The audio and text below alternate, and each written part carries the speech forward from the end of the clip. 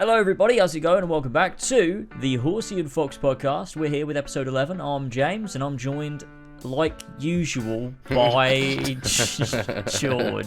It's the bootleg version of as always. Oh man, every time. It's years and years of fucking muscle memory. I've got to fight against it. That's how it is. We are back today. How you doing? Yeah, I'm good. Just got back from work. I'm tired. Oh god, I want to play some Final Fantasy 16. That's what I want to do. Yeah, well, that's the main article of discussion for today, Final Fantasy 16, because it's what we've both been playing. Normally we do this little intro bit and we talk about what we've been sort of getting up to, what we've been playing, but we've been playing 16, and that's sort of the main article here. So yeah. I mean, we can kind of just get straight in, I suppose. Yeah, let's see why not. Jump in, dive the fuck in, and talk about Final Fantasy 16 to just fucking start this podcast off. So what? Honestly, man. So for you, obviously this is no spoilers for anybody that hasn't finished the game. I've not finished the game. I don't think you've finished the game either, because you want to play it. Close, but yeah, no, I haven't finished it yet. Yeah. So for you overall, in general, what are your thoughts? We can get into some more sort of specifics in gameplay, story, whatever. But, generally, where are you at with it? I mean, I can't really have in terms of comparing it to older Final Fantasy games. I mean, the only Final Fantasy games I've played is A Realm Reborn from 14 and a bit of what's the DLC after Realm Reborn? Heavensward, is that Heavensward, yeah. A tiny bit. Well, actually, no, not even Heavensward. I've played the patch quests leading up to it. Yeah, so you've not even finished the 2 point whatever. I don't know what the fuck it's called. So I played 14, 7 remake, 15, and now 16. Yeah, and a little bit of 7 OG. Oh yeah, tiny little bit of 7 OG, yeah. So my knowledge of Final Fantasy is not too great, but Final Fantasy 16 does feel like a new renaissance for the franchise. 15 is pretty ass. I kind of like. There's plenty of parts of 15 that I liked, and it was fun at points. But 16 makes 15 look even worse than it already is. It's so good. I love the setting and how it's all inspired by high medieval. The what's it called? That was called the high medieval period. It's I have no idea, before but it's the late medieval period in some way. Yeah, it's super cool how the different nations are inspired by England and France and whatnot, the different places that were European powers in medieval Europe. Super cool. I like the Game of Thrones inspiration. You can definitely see it in there. I think I mentioned this last time actually, but you can definitely see it in there upon playing the full game. Characters are brilliant. I'm a big fan. I like Clive. Clive's a cool guy. He's a nice guy. His name's pretty funny still, but classic Clive. It's just Clive. It's just a funny name for a main character.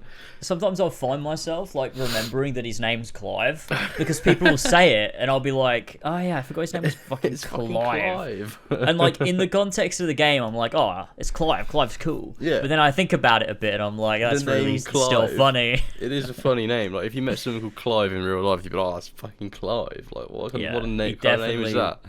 He definitely wouldn't look like the Clive in the game. That's for sure. No, it wouldn't look like a Giga Chad. I like the time jumps.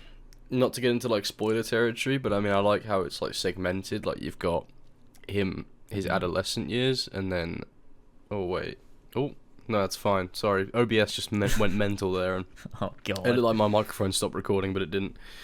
Yeah, how you start off and he's an adolescent, and then you skip to when he's how old is it, 28, and then there's another time skip where he's in his 30s, which is really cool. Great game, I'm loving it. Combat's fucking sick as well. Obviously I love the combat for 16. Can't really think of anything else. Side quests are pretty cool too. A lot of people have been shitting on the side quests of 16, but I actually quite like them. Yeah, no, I agree. I think that definitely the game has a lot going for it, and I think that it's not perfect, and obviously there's some elements of it where I'm I think my biggest criticism of it is not necessarily of the game itself, but of what it might mean for Final Fantasy moving forward, because the game does everything that it's trying to do really well, and I really appreciate that, and I think it works for the game. But I'm also, there's a part of me that's like, I'm worried that 17 will just be this game again. Yeah. Rather than like I like after, you know, however many hours I put in, like 26 hours, something like that, is, you know, I am missing elements like, you know, managing a party and for sure. gear that like actually matters, because like at first I was like, oh, it's cool, you can craft all your stuff, but then I realized that really you just get like a new little thing to craft like every couple of quests, and then so yeah, I think mainly I'm just sort of it's not, the game isn't really an RPG. It's way more of an action adventure game. It's a really good action adventure game. With, you know, a great basis of combat. And I think, you know, what makes it is that, you know, I'm really interested in the story. The combat works so well, you know, on a base level. When you're engaging with bosses, it really shines. It's great fun. Yeah. And the you know, the main focus of combat is less about, you know, will I survive this conflict? It's more about how efficiently can I deal with it, which is, you know, what makes it so engaging. Mm-hmm. I think for me, I'm just concerned that this is going to be like the bog standard Final Fantasy now, and we're gonna forever lose, you know, being able to manage a party and stuff like that. But then you look at 7 Remake, and it's like, well, 7 Remake has all of that. Like, you switch characters, you kit them out with different stuff, you know, your levels matter, and like, you know, as well as, you know, the ability to, you know, stop in the middle of combat and choose what you want to do and strategize. So, you know, maybe it's not gone. Maybe it is just, you know, this one entry, and we'll see, you know, where things go in the future. Yeah. But I think as well, one of the biggest things with it too, is you can almost tell that it's an MMO studio's like first single player game, because there's a lot of parts of it where I'm like, that feels so 14. Yeah, it does. You know, the DNA of 14 is in there for sure. You can see it, and I've only played around Reborn, and I can see the 14 that's in there, which I like, to be honest. I like a lot of it because I played 14 solo. It almost feels just like a sequel to 14, if that makes sense. Yeah, it definitely feels like a lot of it feels like an expansion for Final Fantasy 14, but that is not connected to the world of 14. Yeah, it's not like an MMO. Its own thing. And there's a lot of parts of that I think are strong, like some strengths of the game. Like you said, side quests, like a lot of people have been criticizing them, and I understand why you would, but there's an element to it that I just think works. Like, you know, when you first get to like Northreach, for example, and, you know, you go around and you do some side quests, I just really enjoyed that. It helps was flesh out fun. the area. Like when you get to a new area and it's like, oh, I've never been to this part of the world before, and there's side quests, get to learn about, like, you know, the people that live here and stuff. It's just fun. Yeah, exactly. And I think you know, a lot of people have said, well, you can do that without making them boring. And I think, like, I mean, I don't think they're boring, because they're usually super quick too. Like, they're like a, you know, 2-minute quest, and then you're done with it. Yeah, they're pretty quick, yeah. It's not boring, although they are menial tasks. But I feel like the point is that you have these grand moments and huge political, you know, moments and stuff, and you get to see like the insight of the people at the very top. But then also, when you enter a new village, you get to learn about the people at the very bottom, and you know, just regular everyday people. And I think that's really good and really nicely done. So I really like that aspect of it. But then there's other aspects of 14 where I'm like, I don't know if I feel like there could be work done, like on dungeon design, for example. No, I mean like what they've taken from 14. So okay. So like the dungeon design in 16 feels like an MMO dungeon design, where, you know, in older Final Fantasies, like, you go around a dungeon and there's a bunch of branching paths, and you go in all of them and you pick up chests, and the chests usually have like rare items in them that you don't want to miss. Whereas in 16, there's rarely branching paths in dungeons, and when you do find a chest, it's just like your most basic crafting material that you probably had a million of already, or something like that. Yeah. And it's like, I would love more meaning to those elements, because it feels like the game is lightning focused on story and, you know, the base real-time combat and these huge grand moments, all of which it nails and does a great job with, I think.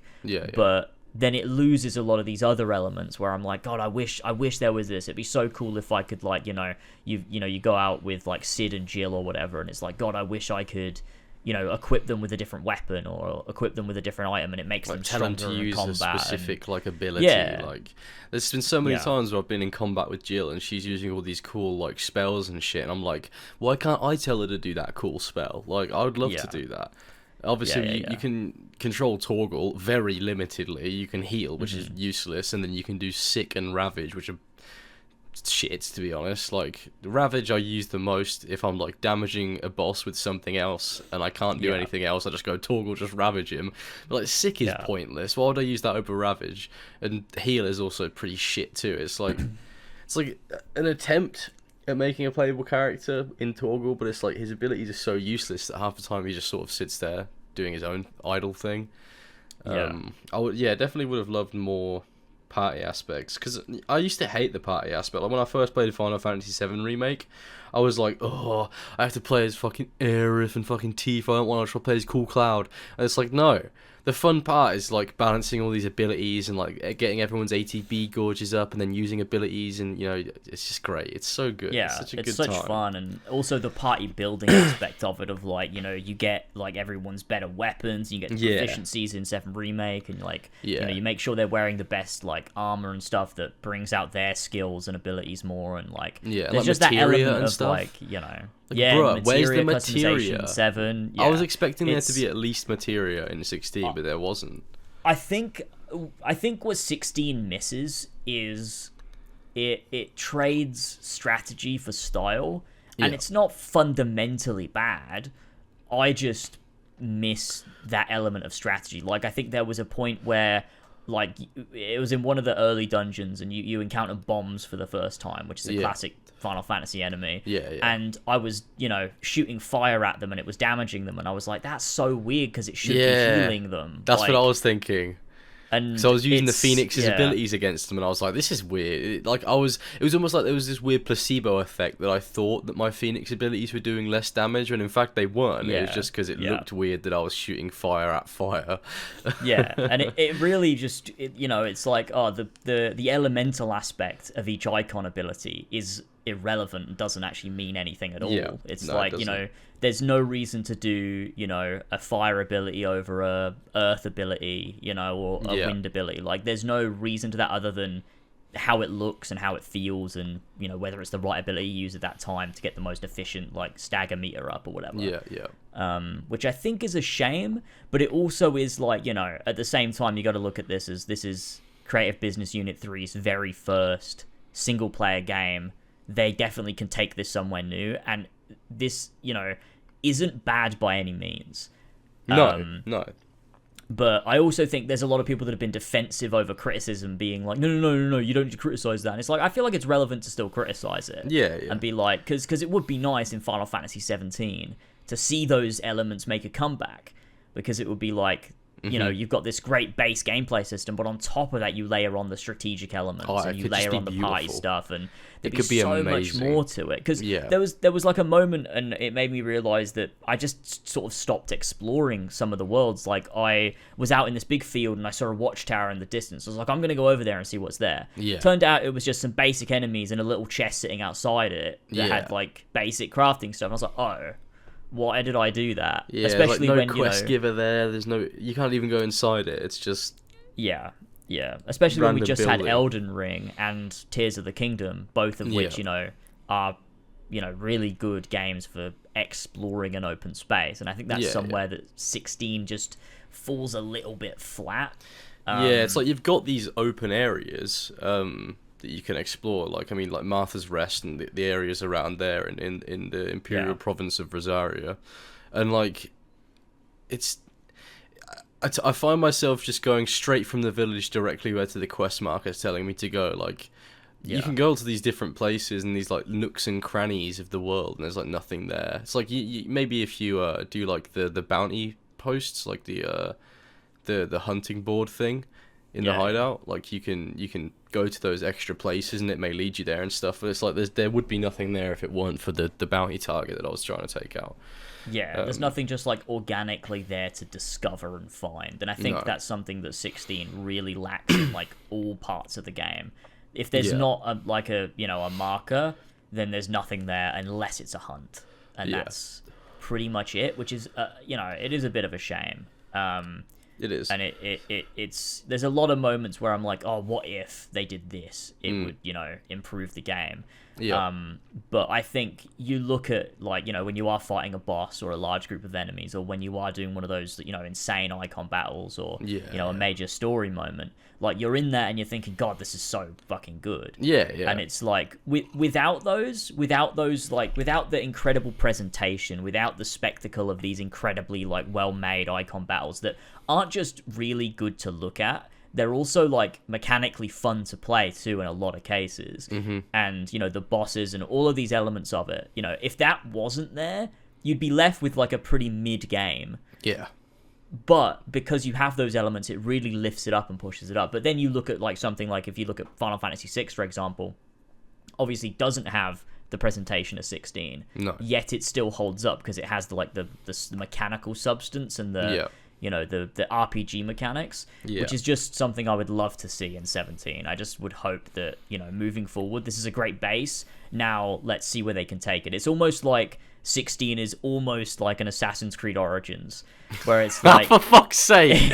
We're going to get a comment now going, 18 minutes into the podcast and Assassin's Creed mentioned with a fucking timestamp on it. Look, all I'm saying is, what we get next is either going to be like the copy of the reset, or it's going to be an Odyssey. Like, it's just going to try and copy 16 in a disgustingly uninspired way.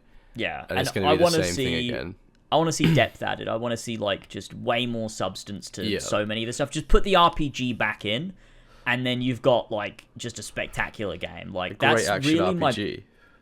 That's my biggest issue with 16, is just that it just lacks that RPG depth that made Final Fantasy so strong, which is obviously going to be more prevalent for me than you, because obviously I've played so many Final Fantasies. So there's that element there of, like, this thing isn't there that I've become so used to. But I think I do understand what makes the old Final Fantasy games so good, like, thinking about them and having you explain them to me and stuff, and, the actual deep RPG mechanics that they employ. Like, I would like to see that come back so I can experience that in a new game. I probably will. I fully intend now to go back and play the HD Pixel remasters and whatnot of the old Final Fantasy games. Yeah, I think I would love them. Because that sort of shit appeals to me. Like, I don't know, just sort of walking about with your little party, you're all upgrading, you're getting new gear and stuff, you're getting quests, you get to explore this world, talking to NPCs and stuff. Like, it is cool, and Final Fantasy's worlds are always really unique, so I can't wait to go and explore those. But like you say, like, I think 17 should be like a marrying of 7 Remake, 16, and then some of the stuff from the older games as well that maybe 7 Remake didn't include. It just needs to be like an amalgamation of everything that Final Fantasy has been so far. Because as you say, like, 16, it's got such a good, like, base, like framework for a game. It is a fantastic action game, but it needs that RPG stuff. Because, like, why am I upgrading this sword? Like, why am I upgrading? What's pointless? There's no point. What am I doing? Yeah. Why am I making Drake skin braces and Drake skin belt? Like, why does this matter? Yeah, it's purple, but why is it good for me? Because it doesn't do anything. And none of the stats seem to really matter. Like, you know, it's just... And you look at, a good JRPG action game like Kingdom Hearts 2, and it's like that game balances the Final Fantasy and the action very well. Oh, yeah. With really the accessories and your abilities and your armor and the different, like, rings you can put on and stuff. And the keyblades, and, like, all of that matters. And, like, the base combat is so strong that you can play through the whole of KH2 without ever upgrading anything, because people have done it. You play level 1 Kingdom Key. But if you do upgrade, there is part of that it's worth doing. Whereas in 16, that difference. In 16 it's like, it just doesn't matter that much. It's like, take it or leave it. Like, I'm not... Like, when I first started the game, I was like, okay, so these are just, like, the first initial upgrades. Like, I'm sure after a while they'll start, there'll be a noticeable change in gameplay when I use them. And there is a few that do change the way you play the game in combat, like the Berserker's Ring, for example. It's fucking great in 16. Like, it changes the way you react with dodges. But that's the only thing I can think of, the only piece of, like, accessory or item that I can think of that changed the way I approached combat encounters. The rest of it is Yeah. pretty much take it or leave it. Like, I don't know, 40% more health from healing items, or like, I don't know, 10 more attack if you put this medallion on. It's just pointless. Yeah, and I think as well, like, the accessories are definitely better in 16 than, like, the belts and braces and swords. Oh, yeah, because yeah, you've yeah. got, like, you know, the accessories, at least they have a stat and an attribute and, like, a special ability that's, like, you know, either it helps out one of your icon abilities, or it'll give you more, like, health or defense, or, you know, deal more damage after a dodge or something like that. It's like, okay, there's something there, at least. But, you know, you look at the belts and the braces, and it's like, I could never have crafted any, and I think I'd be fine. Yeah. It just doesn't matter. And it's a shame, because it used to be, you know, so good, like in Final Fantasy, you know. I'm thinking about... I think a game that I would liken this one to a lot is Final Fantasy IV, in the sense that it's very linear. And railroaded. But what 4 did, and what I think's like so good about it, is certain like magic abilities and party members were tied to like story progression. And so like there's one character that just can't cast fire until a certain point in the story, and then once they learn fire, you encounter enemies that are weak to fire, so you can use it more. And it just sort of it allows for that like strategy element to come into play, because then it's like, oh, so now I've got fire, I use fire, and then later in the game you experience that, so you remember it, and then you use it again against enemies that, you know, that pop up. And I think, you know, another part of that was always like, you know, you go around the overworld and you reach a new town, and you go and you see what the blacksmith has, and you see what, you know, the armorer has, and you know, you go to the different shops and get your upgrades and stuff, and it's always like, oh, I wonder what this next town is going to have in terms of gear for my party, so I can, you know, get them all upgraded a bit more, so they can do that a little bit more damage, so that I can level up more and, you know, take out these, you know, enemies that are going to be in the next dungeon. And like that's a huge part of Final Fantasy that I just really miss in 16. Not in 16. Like, you go to a new town, and it's like there is no blacksmith, or there is no materia seller. There's just a vendor that sells the same stuff you can get from the hideaway. Yeah, exactly. And it's like, also pointless, like buying, because like if you craft stuff and then you've got the upgrade, but I've never seen someone selling a weapon that I've bought, because it's always weaker. Yeah, no. So it's like, what's the point? There's no point in... Yeah, what is the point in buying the weapons in 16? Like, what is the point? Is it if you don't want to go to the blacksmith and press the craft button on the sword that's better?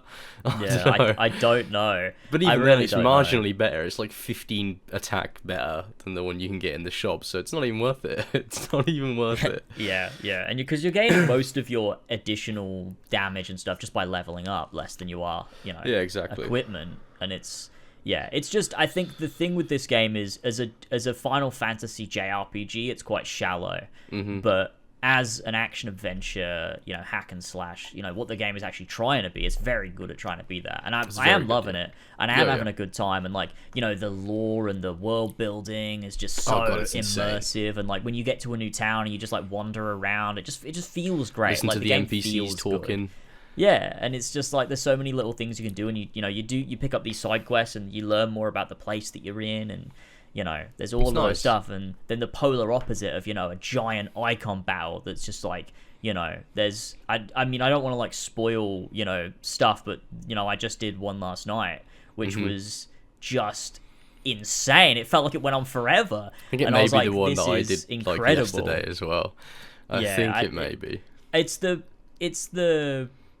think it's the second one you even do in the whole game, because you do other like icon fights, but they're not against other icons. No. So it's like the second icon that I've actually fought. Yeah.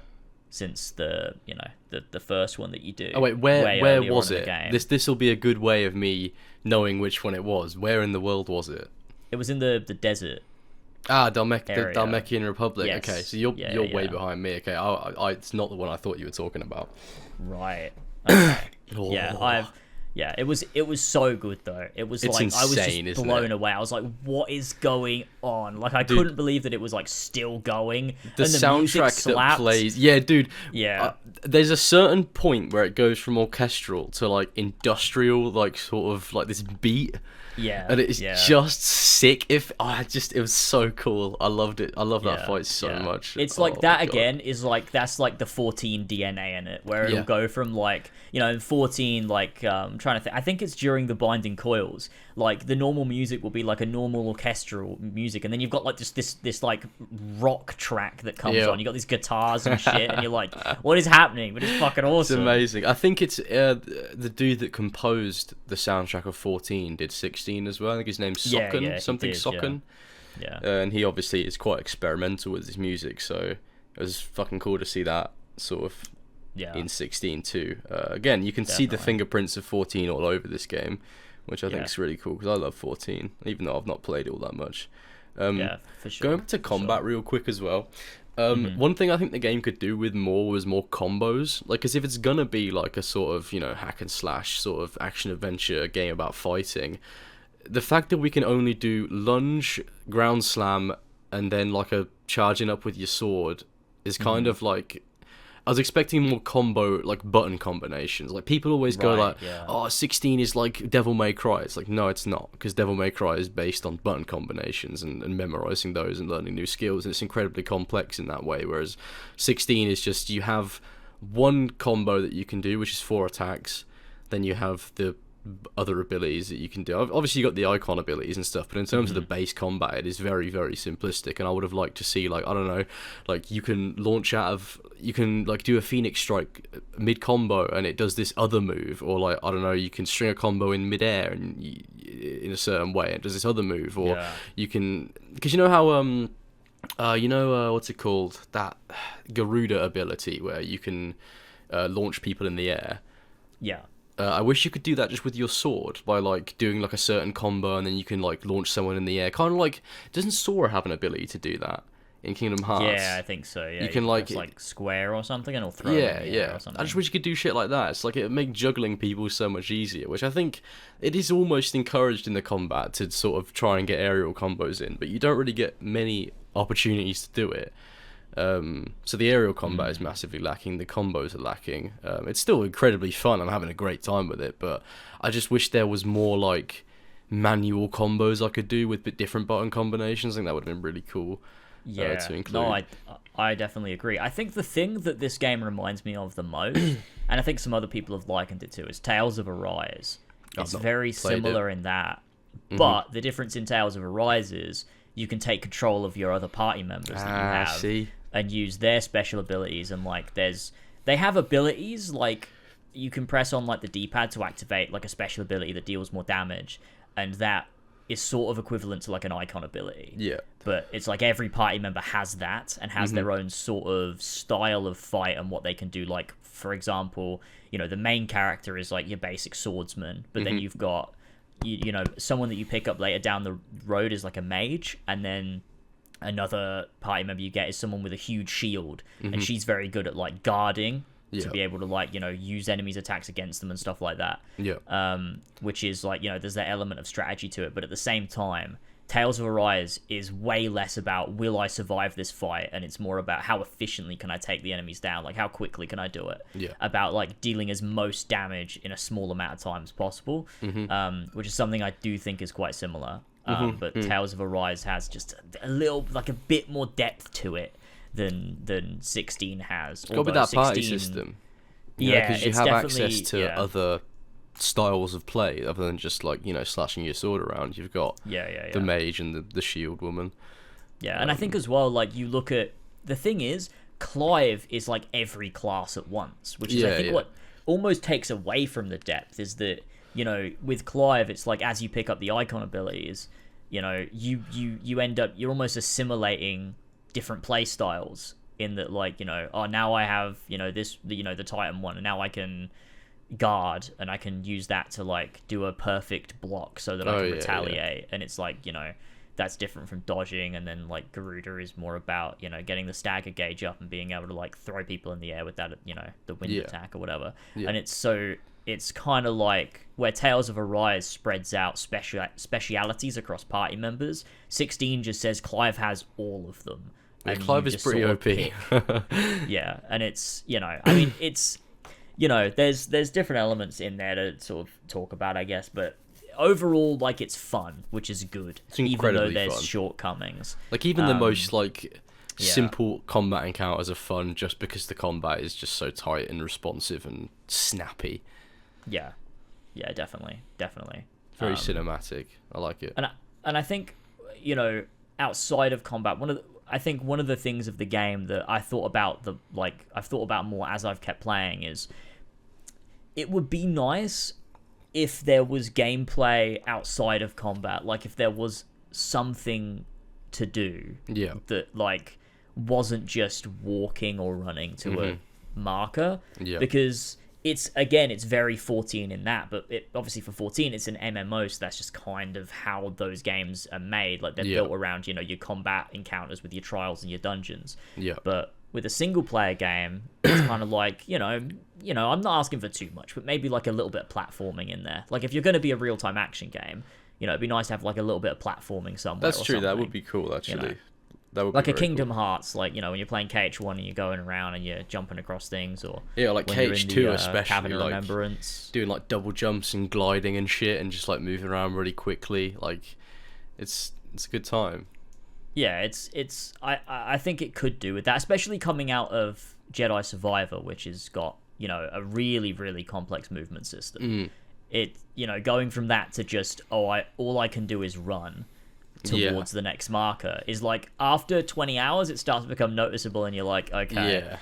And also you can't manually enable sprint either. No, so it's like I've checked the controls and it's not in there. It's so annoying. Just fucking wait for Clive to do his weird like fucking where he breaks the sound barrier whenever he runs. It's like KH3, but it doesn't kick in quick enough. Yeah, it takes far too long. So it's just a little bit irritating in that regard. Just like allow me to click a button in, so then I can choose to walk or like jog if I want to. Yeah. And then if I don't want to, I can press the sprint button. This is something that's been in games for decades. Yeah, it would be useful if that were the case. You can do it on the fucking Chocobo as well. Yeah, exactly. You can, which is odd that you can't do it as Clive. No. But I think one of the things with 16 and with the fact that there's no gameplay outside of combat is really that it's emulating Final Fantasy in that if you play one of the Pixel games or whatever, like there isn't gameplay outside of combat because you can't have it's not going to become a side-scrolling platform like Mario, is it? Like that would be sick though. Has to pick its genre. I mean, why did they not do that? I don't know. Maybe they should have actually. That's a good point. I never thought about it. That'd be super cool. But yeah, and it works for those games, but it's like when you translate to 3D and when you're removing the strategy of the combat in that way, it's like I feel like you need to then compensate with other gameplay elements in other areas of the gameplay, which would just like help it out. And also, you look back at those old dungeons, like I said before, like you've got all these branching paths, and there's an element of, okay, which path do I take? And I found an optional boss in this room that's guarding a chest, and like there's an element of that there, whereas 16 doesn't have that. It's like, mostly it's a straight shot to the end. So that would have been really cool. Enemies thrown in your path. That would have been a great way to deal with the dungeons, because the dungeons are really fun, like the stages, I guess that's what they're called in 16. But yeah, having branching pathways would have been sick, because it's almost like 15 had too many branching pathways, so they're like, let's get rid of that. Let's take that away. Yeah. Because 15 was... I mean, 15's dungeons are... we've talked about this last time. They were shit. We did. They're fucking shit. Awful. I would happily take 16s over 15 any day, but if there's one thing that 15 maybe did better was the branching pathways and the sort of almost labyrinth nature of them. It's just they're visually super unappealing to walk through. They're just awful. Dingy caves or sewers. They're fucking shit. Yeah, right. Yeah, exactly. Whereas 16's got some really nice dungeon designs of like, depending on the crystal that you go into or whatever. It's like, totally different, which is really cool. It is very cool. Yeah. And I think that plays into, old Final Fantasies, like even Final Fantasy 1, where you go to the fire crystal and it's all, you're going into like a volcano, and that's really cool. And, there's certain elements in there. Like in Final Fantasy 1, you've got, some of the floor is lava, and if you walk across it, like every step you take across the lava deals 1 damage, like 1 HP damage, which is like, something to consider, because then it's like if you want to go do all the optional pathways and get all of the chests to, benefit yourself later, you're going to be hurting your party, so you need to make sure you got the potions to keep yourself healed so that when you get to the boss you don't die instantly. So it's like that element of, just taking things into consideration to just make general movement feel a bit more meaningful. That's true. It's like the environment is hostile in that sense. Yeah. And I think, that works nicely, and I think it's just, it's something they could work on with these future games. But, I'm sure that they'll have plenty of time to think about it, because, it will be a long time before we get another Final Fantasy game now. But I imagine. How long was it since? It's been 7 years, right? Since really? 15? Yeah, 15 was that 2015 or 2016? 2016, yeah. Fucking hell. Yeah. So, 7 years. Shit. Since that, so could be another 7 years, maybe a bit more. I don't know. Who knows? Games take longer to make these days, so who really knows? That's true. They're just getting longer and longer to make as the years go on. Yeah, it's kind of crazy. Like between 1987 that the first one came out, I think. Between then and 2000, they made like 9 mainline games. Damn, that's in the span of 13 years. Yeah, and then between 2000 to 2023 they made the rest, so it's like you can see how games take longer to make. Yeah, for sure. So, with 16 especially, you can see why it took so long to make. Yeah, just based on the icon fights alone. Yeah, like I just can't, like the fucking animation work that went into those is just like mind-blowing. Like it's just such artistry to see like how they compose these. And I think there's a big thing that people don't really consider when you look at like a lot of CGI fights is camera work is super important. Yeah. Because the camera has to feel like it's grounded in the space, otherwise you lose all immersion because you're like, oh, the camera's just floating through an area. And like some of the biggest parts of why some people go, oh, that CGI is bad, isn't even because of the CGI. It's sometimes because the camera work just sucked. Yeah. Whereas in 16, like the camera is so good. Like it's always just grounded and like you can feel the weight of everything. Like sometimes I find myself, I'm like fucking bracing myself in real life because I'm like, and then I realize and I'm like, what am I doing? I'm playing a video game. But it's just so intense and incredible, and I love that about it. And I think it just very well executed. Those sequences are just spectacular. For sure, definitely. It's some of the best like cinematics in video games that I've ever seen. It's just super impressive. I can't wait to see what happens. Even going towards the end of the game, I'm sure they'll pull out all the stops to make it seem just fucking mental. Like based on the last Icon fight that I did, shit was fucking insane. And you've still got that to come, which is it's amazing. It is genuinely amazing. Nice.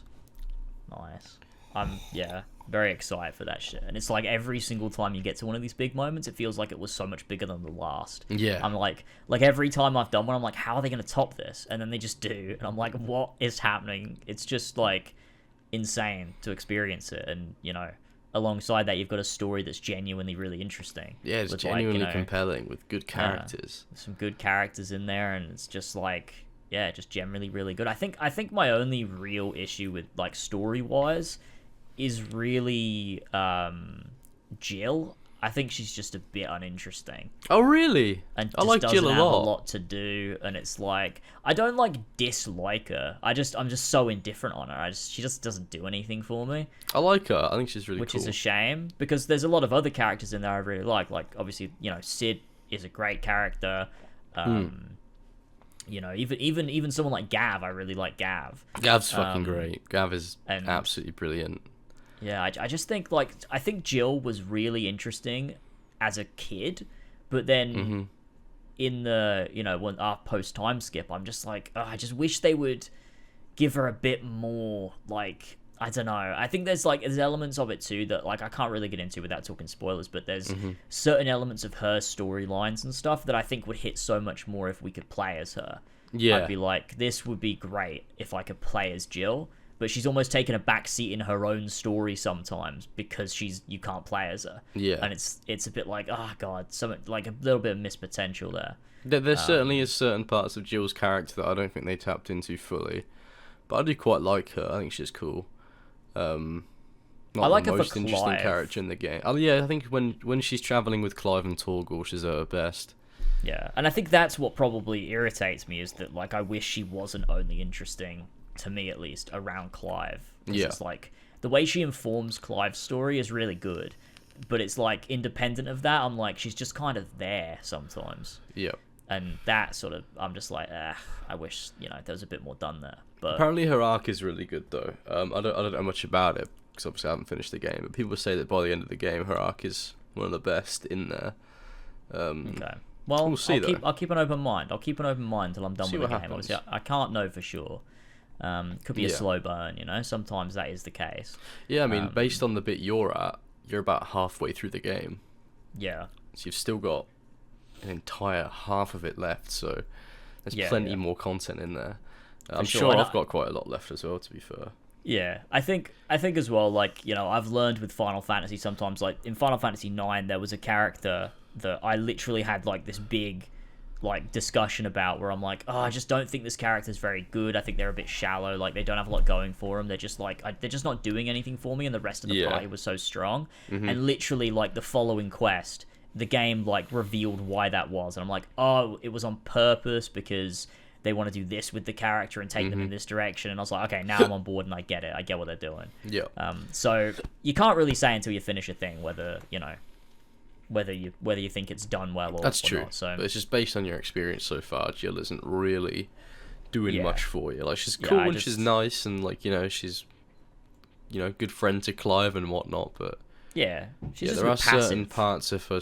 I feel like they could have gone a little bit deeper with her, if that makes sense. Like, I still like her. I think she's great, but there are certain things that leave you wanting. Yeah, definitely. Well, I mean, that's Final Fantasy 16. I don't think I have anything more to say on that. I think we talked about. I wanted to quickly discuss the the world overall and, like, the different like provinces, I suppose. Because obviously you've got the Iron Kingdom, Rosaria, the Dhalmekian Republic, the Holy Empire of Sambrek, and then the Waloed, the Empire, not the Waloed, not the Empire of Waloed. What's it called? The Republic? I don't know what it's called. It's just Waloed, isn't it? Like, it doesn't have any name. Yeah, I think it's just the Kingdom of Waloed. I think Waloed in particular is pretty cool. Maybe that's because I've been to everywhere else now, so it's like I've been to everyone Storm, so it's like Ash is just sort of sitting there, and I'm like, ooh, what's going on over there? It's like, for the whole game, it's like pretty mysterious, because, like, you don't hear anything from them, you don't see the Waluda armies, like, you don't really see anything from them, or, like, King Barnabas or anything like that. It's just, they're just sitting there in silence while everything else happens on Storm. So it's gonna be interesting to see what happens there. I really like the Holy Empire of Sambrek. I think it's super cool. I like it a lot too. It's fucking sick. Like, their capital, Oriflamme, with the what's it called, Drake's whatever the fuck. Like, just that silhouette of, like, the city and the huge, like, palace that goes higher than everything else, and then you've got even higher behind it is the Mother Crystal. Just looks so cool seeing that on the horizon. I agree. I love it. And also Oriflamme, pretty cool little fact. Is the name of the flag, the banner that the French would unfurl in the Middle Ages when they were in a battle and they were intending on taking no prisoners. It was called the Oriflamme. They'd unfurl that banner, and then the enemy side would be like, "Oh shit, they're not taking prisoners. We're fucked." So I thought that was pretty cool that the Sambrek's capital is called Oriflamme. But I think it's super cool. Like, just how you can see each of the nations is based on, like, a place in Europe. In the medieval period. It's super cool. I love it. And how they're all governed differently, because I read on the wiki, it's like originally who wrote Final Fantasy 16? Do we know? I don't know who wrote it. I don't remember what their name is, but they wrote, I think it's the same person who wrote Shadowbringers and Endwalker. Okay, I see. But yeah, he was like, or he or she, I don't know who it was. I think it's a she, I think. They were like, I was originally going to have all of the nations be kingdoms, and then I was like, actually, that's not too interesting if they're all just the same thing. Like, so you've got the Empire, which is Sambrek, and you've got the Duchy of Rosaria, which is, like, you know, a smaller nation that united to create a larger one. And you've got the Dhalmekian Republic, which is run by like a parliament with, like, a prime minister. And then you've got, like, the Crystalline Dominion, which is neutral ground, and Waloed, which is obviously the distant kingdom. Well, I don't even know what it is. I don't know what it is, but it exists there. I don't know much about it. But yeah, it's just cool. They're all so different. You see all these different ways of governing the people, and their different attitudes towards bearers and icons and dominance, because obviously the Iron Kingdom hates their dominance. If like in the Iron Kingdom, if someone's found to be a dominant, they're killed immediately. Whereas in somewhere like the Duchy of Rosaria, Obviously the Phoenix is revered as, you know, the true heir to the duchy. Yeah. So it's just cool to see how the attitudes are different in different parts of the world. It's just so cool.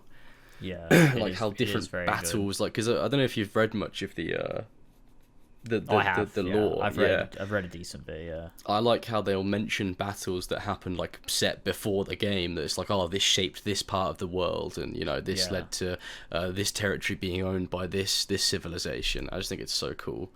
Like, you can see it's just like very natural, because it's like they're all, when you go to the world map, all of the settlements are sort of situated nearish to a mother crystal, and you can see that it's like, you know, obviously those people were like, okay, the mother crystal's here, start a civilization here, because it's like, you know, what they need to survive is a large concentration of crystals.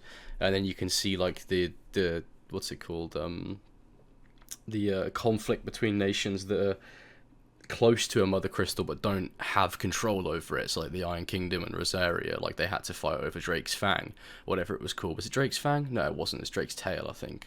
I think the Fang is in Dalmekia.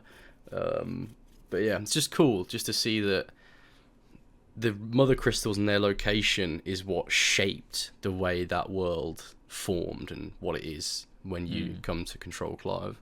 Just so cool. I love the world building is fantastic in 16. It is fantastic.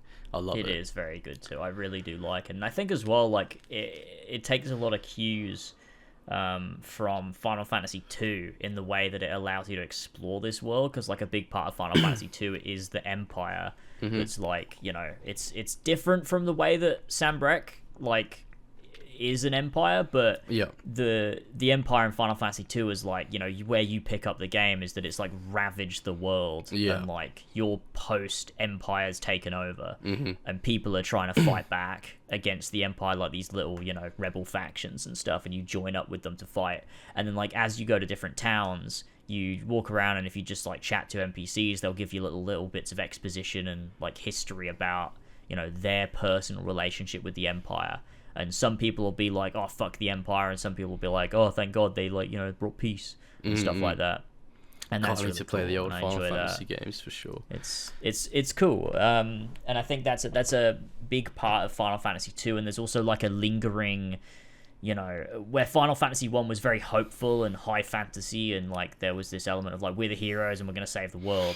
Final Fantasy 2 is a lot more like, fuck, we are these oppressed, downtrodden people, and we need to try everything we can to claw back our freedom. Yeah. And I like that there's elements of that in Final Fantasy 16, and that, you know, whenever you see the Empire, it's like, you know, there's this just sense of sort of dread in the air, like, you know, with the way they treat bearers and the way they, you know, the way that's kind of like spread across a realm. It's just, it's just really very, very cool, and that's like, it feels very Final Fantasy to me, which I think is just very nice too. Yeah, it's like you're the underdog, and you're fighting I guess you're not even really fighting the Empire themselves in 16. You're fighting like the ideology of the world itself. Yeah, which you're is like really fighting cool. Ideals. Yeah, and I think that's very cool. And there's this, I like the element as well of like Clive obviously being from a, you know, a royal family.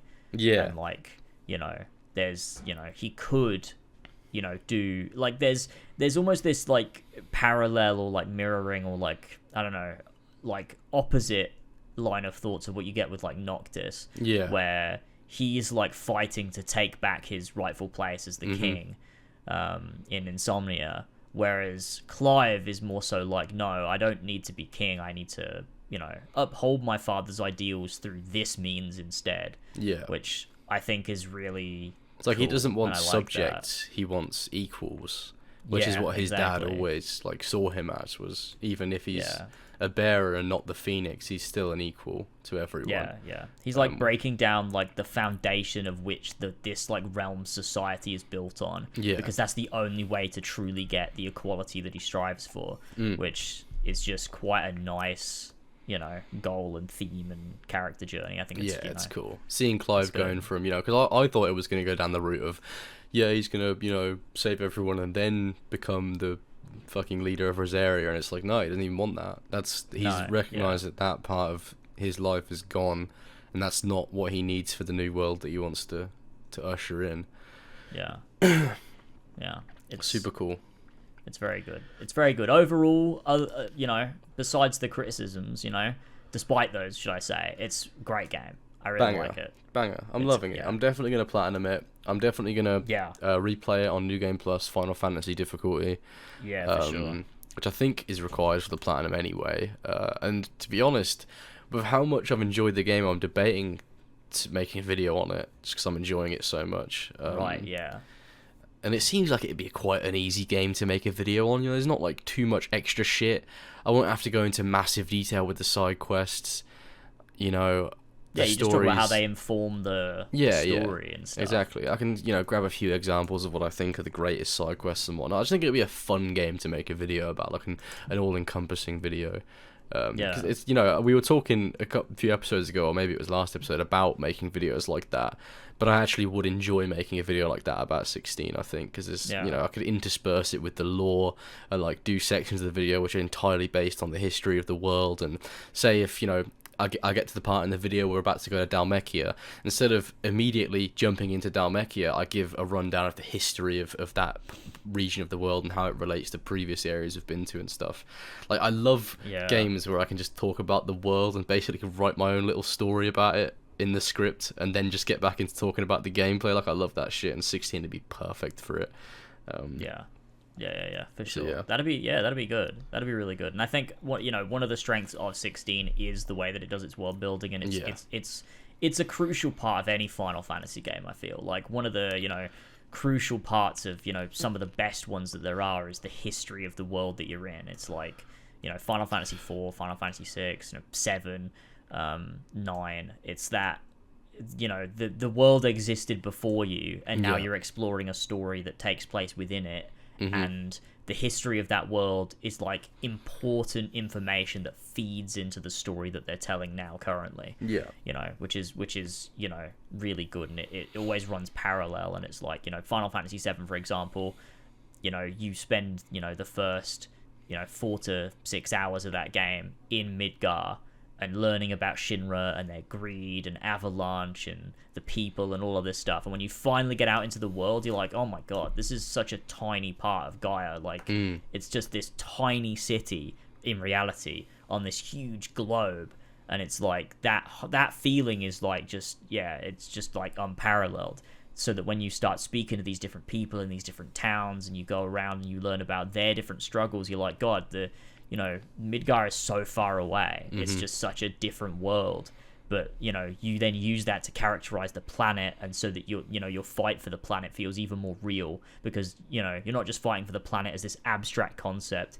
You're fighting for the planet because the people on it are real. Yeah, you've explored all these different towns that are all completely different, with all of their different problems and different people, and you know, learning about all these different parts of the world. It's like, you need to fight back, and you need to stop it, and you need to save everybody, because it matters to you then. Yeah. And I think, you know, that's a huge part of that. And I think 16, you know, with all of its history and backstory and rich lore, it makes what Clive's doing matter to you as a person, because you're like, I really care about this world and the people in it. And I think that's one of the strongest parts of the game, definitely. It's really well done. I think it's superb world building. I love it. I absolutely love it. For sure. Well, there we go. That's 16, I believe. That is Final Fantasy 16. Once we're both done with the game, I'm sure we'll do a spoiler episode where we just sit down and we talk about 16. All and our time with it. Full spoilers, jump into the story in its entirety and talk about what we thought about everything. So that'll be fun to do down the line. It'll be really fun, yeah. Once we've finished it up and more people have finished it and we're, you know, in a position to talk about it, that'll be fucking nice and good and sick. But that's Final Fantasy 16 for now. Boy. So there we go. But that's the only topic I had for this episode. That's the only thing I had that I was like, this is what we'll talk about. There's nothing else. So what I wanted to do was finally start after like 3 episodes. Yes, finally start your brand new segment that we introduced a couple episodes ago. I mean, tee us up for it. What is this? Okay. Introduce it again. I don't know what to call it. Weird news, I guess. Weird news. I'm gonna fucking down the foxhole. Down the foxhole. Down the foxhole. It's like that That's YouTube what we're calling channel. Down the rabbit hole. Down the foxhole. I'm just gonna down the foxhole. Yeah, let's quickly make a what's it called? A notepad file, so I can fucking what's it called? I have to copy and paste these links from my email into my fucking notes because I can't copy and paste. Yeah. I was at work when I found these, so I had to like send them to myself via email. Okay, that makes sense. So I could remember them. Okay, here we go. Let me copy that, put that into the Discord chat, and then we can have a good time. Nice. What's new? Don't care. Discord. Don't give a shit about your weird name change. Okay, there we go. So. Okay. This is Down the Foxhole. Down the Foxhole, folks. Where we have 3 news stories, weird news stories that I've found on the internet that I've gone, that's a bit weird, and I've copied the link, and I haven't actually read them yet, so it's going to be a good time.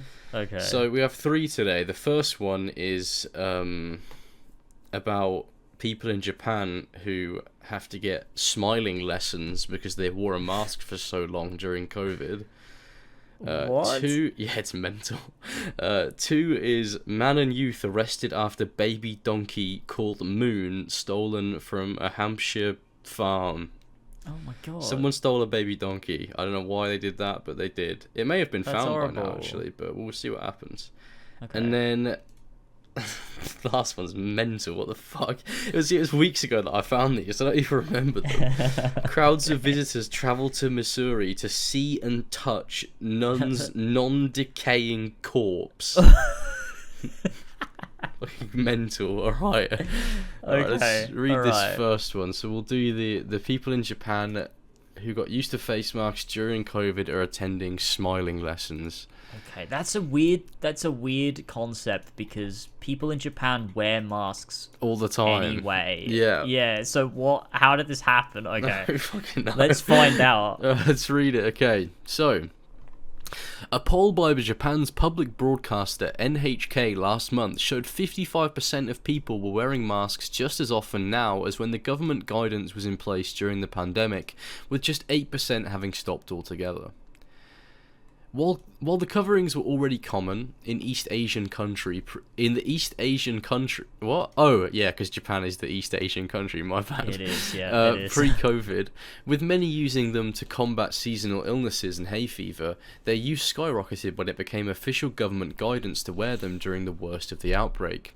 Many people wouldn't be seen in public without a mask, with the practice becoming near universal after the virus emerged more than 3 years ago. More than 3 years ago. That's insane. That's mental. I didn't need to hear that. It's just a time sink, isn't it? That's wild. Mental. Oh god. It is more than 3 years ago because it was like March 2020 and it's now July 2023. That's insane. I've lost years of my life that have just gone nowhere. Yeah. It's insane. That's I think back crazy. to 2019, I was like, oh, it's only like a couple years ago. It's like, nah, 2019 was like 4 years ago. My god. We're well into this new decade now. Okay, so with the government having finally lifted its recommendation to wear masks in March, Himawari Yoshida was among those who realised that they had forgotten how to go about life without them. I hadn't used my facial muscles much during COVID, said the 20-year-old.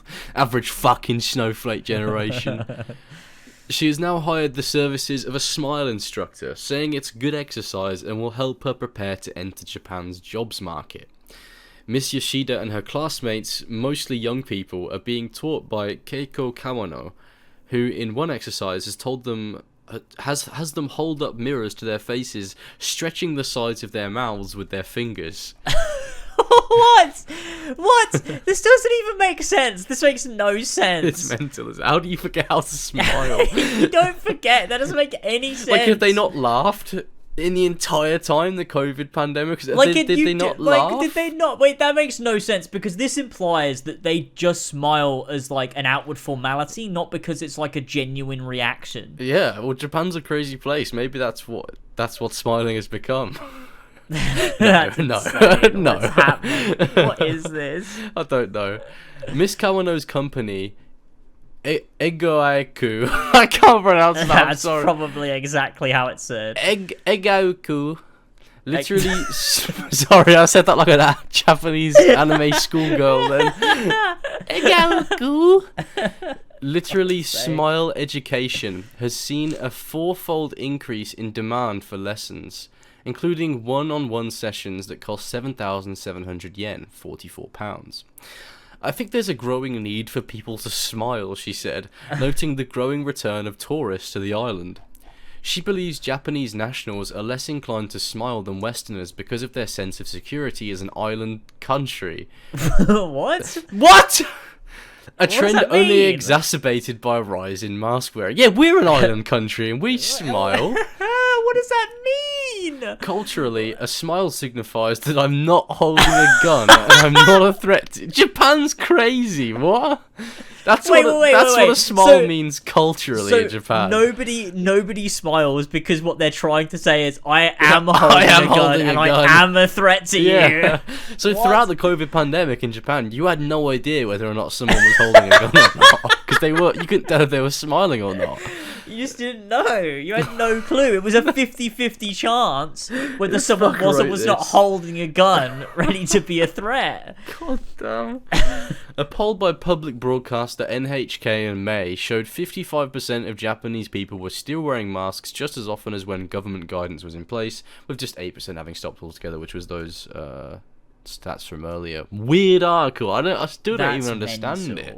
I don't understand what this means when it says Japanese nationals are less inclined to smile than Westerners because of their sense of security as an island country. Neither do I. This is bullshit. Who wrote this article? It doesn't say. It doesn't say who wrote the article. We genuinely do not know. This fucking ChatGPT wrote this shit. Because it don't make sense. Because they're on an island, they feel secure, and then therefore they're not allowed to smile. What does that mean? I don't know. I That's don't know. Insane. Oh my god. England is an island nation, and we all have a good smile. You know, we all love it. We're all a smiley bunch. You know, we do smile. You know, we do that classic white person smile, where you like purse your lips slightly when someone walks up to you. Just to be like, you know, I'm acknowledging you, but I don't want to fully smile because I can't really do it on command. Maybe that's what it is. Because like on command, if I'm not feeling the need to smile, I can't really smile genuinely. Do you get that? I guess. Yeah. Like, try and do like a genuine smile, like right now, where it looks. I mean, I am smiling because I think this is funny. So. It's like, I'm trying right now. That doesn't look genuine. Like know. It's not in my eyes. Like when you smile properly, you smile with your eyes as well. I think. Yeah, true. That's true. Yeah. Maybe I need a smile coach. Fuck. Maybe you do. Maybe you do need a smile coach. That's because I'm from an island nation. Fuck. Yeah, exactly. You're from an island nation, and therefore you have a sense of security. The biggest lot of bullshit I've ever read in my entire life. What does that mean? Fuck off, That's Sky News. So crazy. God. All right, let's move on to the next one. Okay. Man and youth arrested after baby donkey Moon stolen from Hampshire farm. Little Moon. Moon, the baby donkey, was reunited with her mother and owners after having gone missing for just over 2 weeks. Oh, okay, they did find her. They found her, yeah. So they must have dated the article. Ah, cool. Police then made 2 arrests in connection with the animal's disappearance. A man and a youth have been arrested on suspicion of the theft of a baby donkey who was snatched from a farm in Hampshire. 2-month-old Moon was taken from a field at Miller's Ark Animals in Hook on 15th of May. Sorry, it's got a bit of indigestion there. After an agonising 2 weeks, owners were relieved on Thursday when the animal had been found unharmed and reunited with her mother, Astra. Astra and Moon, those are such cool names. That is cool. Less than 24 hours after returning the foal to the farm, Hampshire Constabulary, along with Thames Valley Police, made 2 arrests in the Beaconsfield area. A stolen roller machine was also... What the fuck's a roller machine? A roller machine. Like one of those machines that rolls on the ground to like flatten concrete? Oh yeah, yeah. What the fuck it is? Someone stole a donkey in a roller machine. Sounds like fucking Johnny Gat was getting up to no good, to be honest. In Hampshire. It literally sounds like a Saints Row mission. A stolen roller machine was also seized during the search, and the adult male was further arrested on suspicion of theft of the agricultural vehicle. What's he doing? Oh, there we got a picture of it here. Oh my god, yeah. There's the roller machine, a big orange boy. Yeah, hopefully I remember to put that on screen. Oh god, that's amazing. The suspects have been released on bail while multiple lines of inquiry are investigated, police said. Following the disappearance of the donkey, police received countless calls and online reports from members of the public with potential lines of inquiry. They were then contacted by the farm, who had been sent some information, and officers were deployed to address in White House Lane in High Wycombe. Is that how you pronounce that? Buckinghamshire. Wickham. Oh, yeah. That's how you spell Wickham? That is how you spell Wickham. Oh god, I'm English and I didn't even know how to spell that. It's like how people don't know how to spell Worcestershire in America, or how to say it. It's how to pronounce it. I don't know how to pronounce Worcestershire. Yeah, they pronounce it like they're in Assassin's Creed Valhalla. Worcestershire. Yeah, Leicestershire. And then Tevda comes out of your. Oh god. It comes out of you. I'm about to call it Leicester sauce then for some reason. I don't know why. Tevda comes out of your Leicester sauce. What does that even fucking mean? Sounds like something from fucking the AI dungeon. Yeah, it does. The donkey was located around 8:15 p.m. on the 31st of May. So this was a long time ago now. Yeah. A heartwarming video showing the small donkey being reunited with her owner delighted animal lovers on Thursday. In the clip, she says, "Look who's back, my baby." What the mother says it. Wait, this is the mother donkey. Yeah. Let's watch it. I'm clicking play and it's taking it. Yeah. Oh. Here we go. There we go. Yeah. Okay, I've got it ready to play. Count us in. Okay. 3, 2, 1, play. Ah, look at it. That's adorable. Moon has made it home. That's nice. It's a cute donkey, to be fair. Its face. Lovely. I'm very happy the Moon got returned. So am I. Because when I found this article, Moon had not been found yet. Oh my god. Pamela Jessup of Miller's Ark Animals said, "We're beyond ecstatic." What? There's no We're comma, beyond so excited, ecstatic. That's what it says, yeah. You always hold out hope, but as the time frame and the time window got larger, you do wonder if she would be found or not. It is so much down to the members of the public. Is this woman just speaking in a weird version of English? The fuck is this? It is so much down to the members of the public, our supporters that have got the word out there and spread it on social media. It's been a heartfelt story that has caught people's emotions. We are very grateful to Hampshire and Isle of Wight Constabulary, Surrey Police and Thames Valley Police for their support and investigation and for the speedy action last night. And little Moon has been found and returned to her mother. I'm very happy. I do want to know what they wanted to do with the donkey and the roller machine. Fuck knows. Like, why? Maybe it was like they were... Oh god, I dread to think what they were going to do to poor Moon. No. No! This dude stealing agricultural equipment. I can't believe stealing it. A donkey. That's mental. That's actually mental. And there was a youth as well, so there's probably some dude and his son. It was like, alright, I know how to get money quick, alright, kid. I've been in this game for a long time. I stole my fair share of donkeys, alright. Oh man, he's getting pulled out of retirement for one last job. And the one last job is stealing a donkey in a roller English machine. Nathan Drake. Uncharted if it was set in England. You go to Hampshire and you rob a donkey. Oh god. Oh fucking Christ. Right, that was a good one. I like that. I like good. that. And this last one's mental. I don't even know what the fuck this is.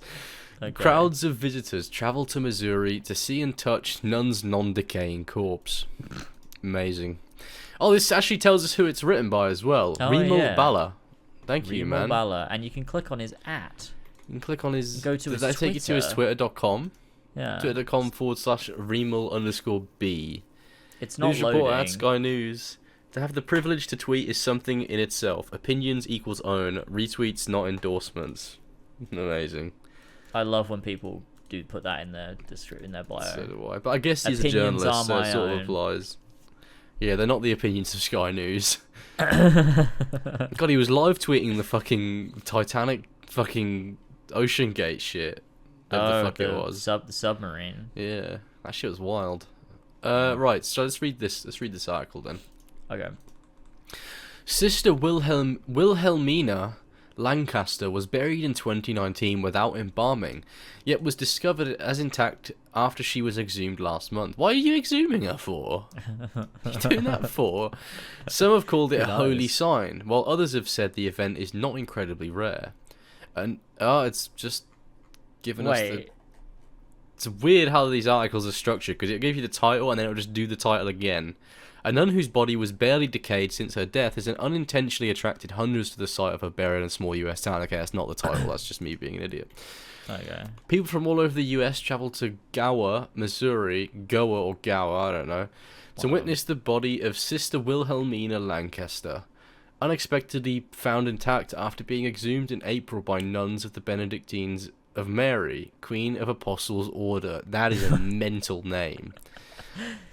Sounds like a Bloodborne boss or something. The Benedictines of Mary, Queen of Apostles Order. You fight Sister Wilhelmina. Yeah, after her body's exhumed. She's exhumed, and then she's turned to this eldritch horror. Oh god, it's like the Orphan of Cos, but it's got a fucking nun's fucking habit on. Oh god. The visitors were able to see and touch her corpse, which is hardly decomposed since her burial. This has got to be disrespectful to the dead. What are we doing exhuming her and going, step right up, touch the dead nun? And I wonder if he paid to do it. I wonder if they It's America, donations. Of course he did. Yeah, true. They were also allowed to take a teaspoon of dirt from her grave. What the fuck? Sister Lancaster, a founder of the order, was buried 4 years ago without any embalming, the act of preserving a corpse by treating it with chemicals in a plain wooden coffin.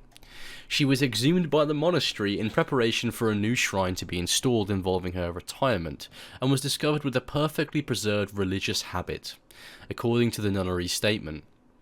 Around 1,800 people flocked to the town after a private email mentioning the news mistakenly went public, and the news began to spread like wildfire.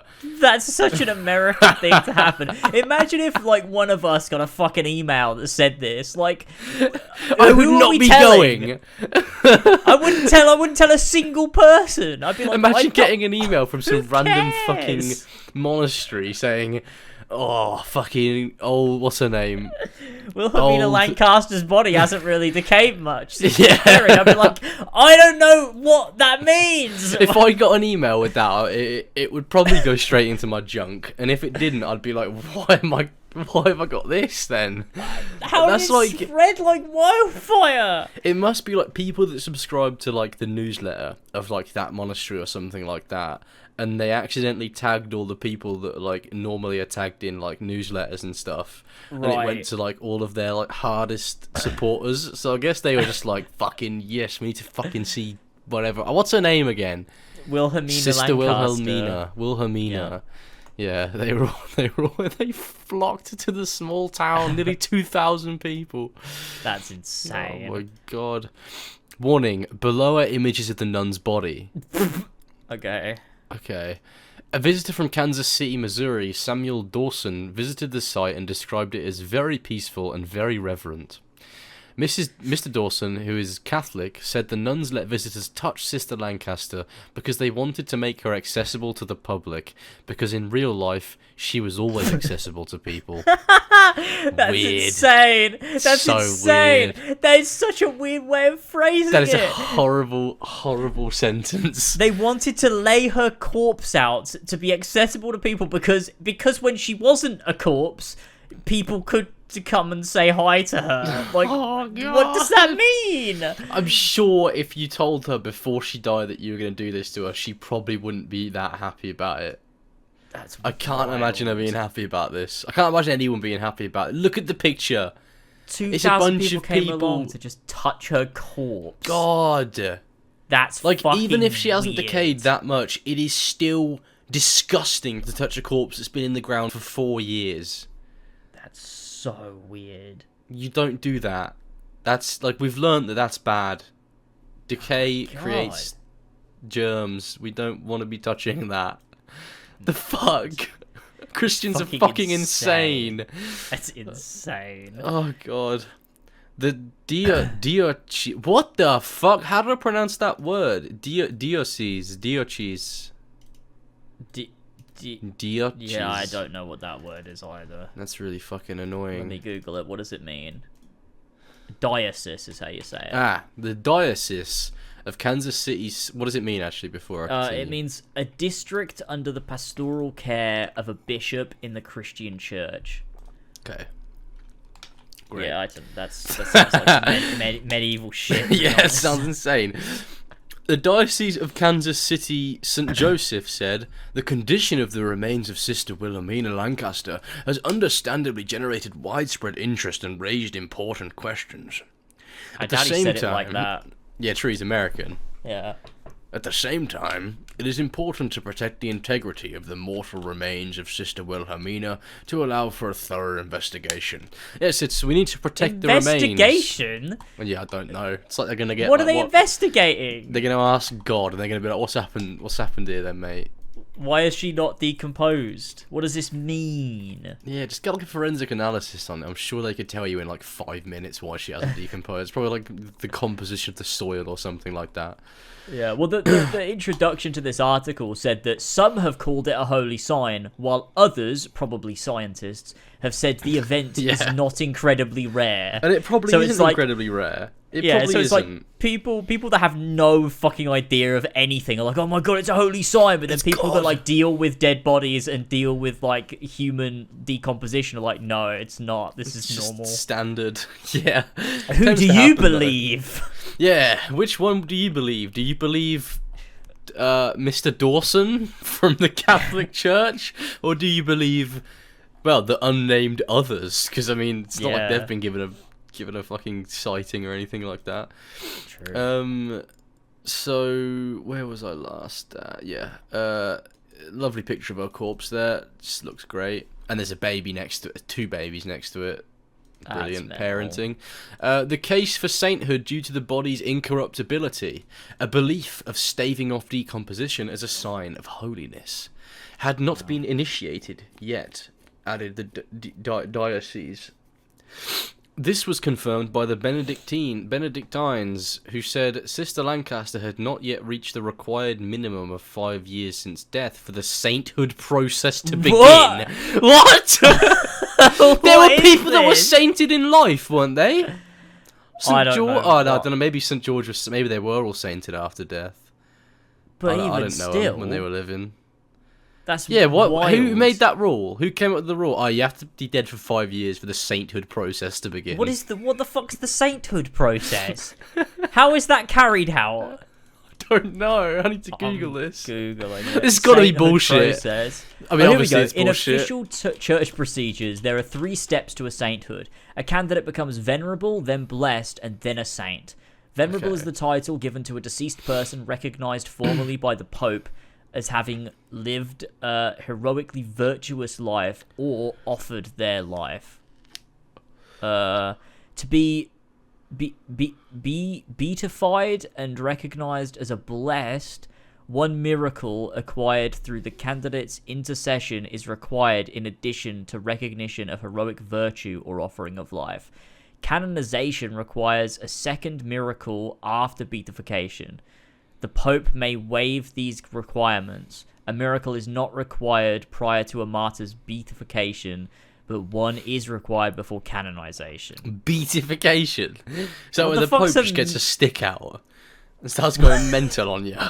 What counts as a miracle? You have to have done 2 miracles to be a saint.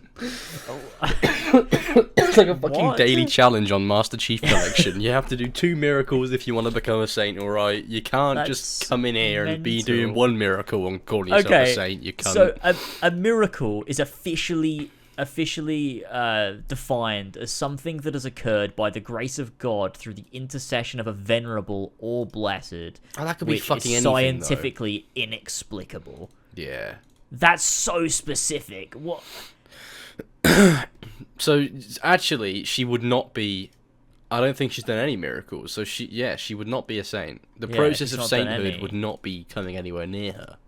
No, but apparently the Pope could waive it if he feels like it. Why does the Pope get... So can the Pope saint himself? Can he beatify himself? I don't know.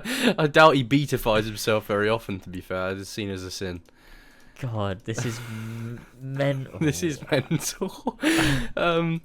Meanwhile, Rebecca George, an anthropology tutor at the Western... This is going to be the only part of the article that isn't fucking mental bullshit. Meanwhile, Rebecca George, an anthropology tutor at the Western Carolina University, said the body's lack of decomposition might not be that rare. She says that coffins and clothing help to preserve bodies. She added, typically when we bury people, we don't exhume them. We don't get to look at them a couple years out. With 100 years, there might be nothing left. But when you've just got a few years out, this is not unexpected. What the fuck would she know? Yeah, she has no idea. Bitch. Rebecca George.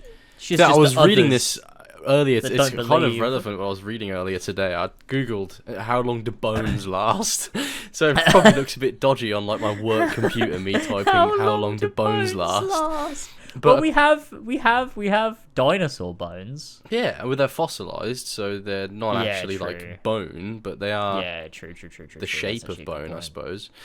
Maybe I don't know. I don't know much about fossils. I always just assumed that they were like nothing of the organic matter is left, but it's like the rock has preserved the shape of it. Maybe I'm wrong. Maybe I'm completely wrong in thinking that. I do think fossils are different to just being the thing. Yeah. I think. Check. Yeah, I'm sure there's people that are more qualified than us. Fossils, what are fossils made are the preserved remains of plants and animals whose bodies were buried in sediments such as sand and mud under ancient seas, lakes, and rivers.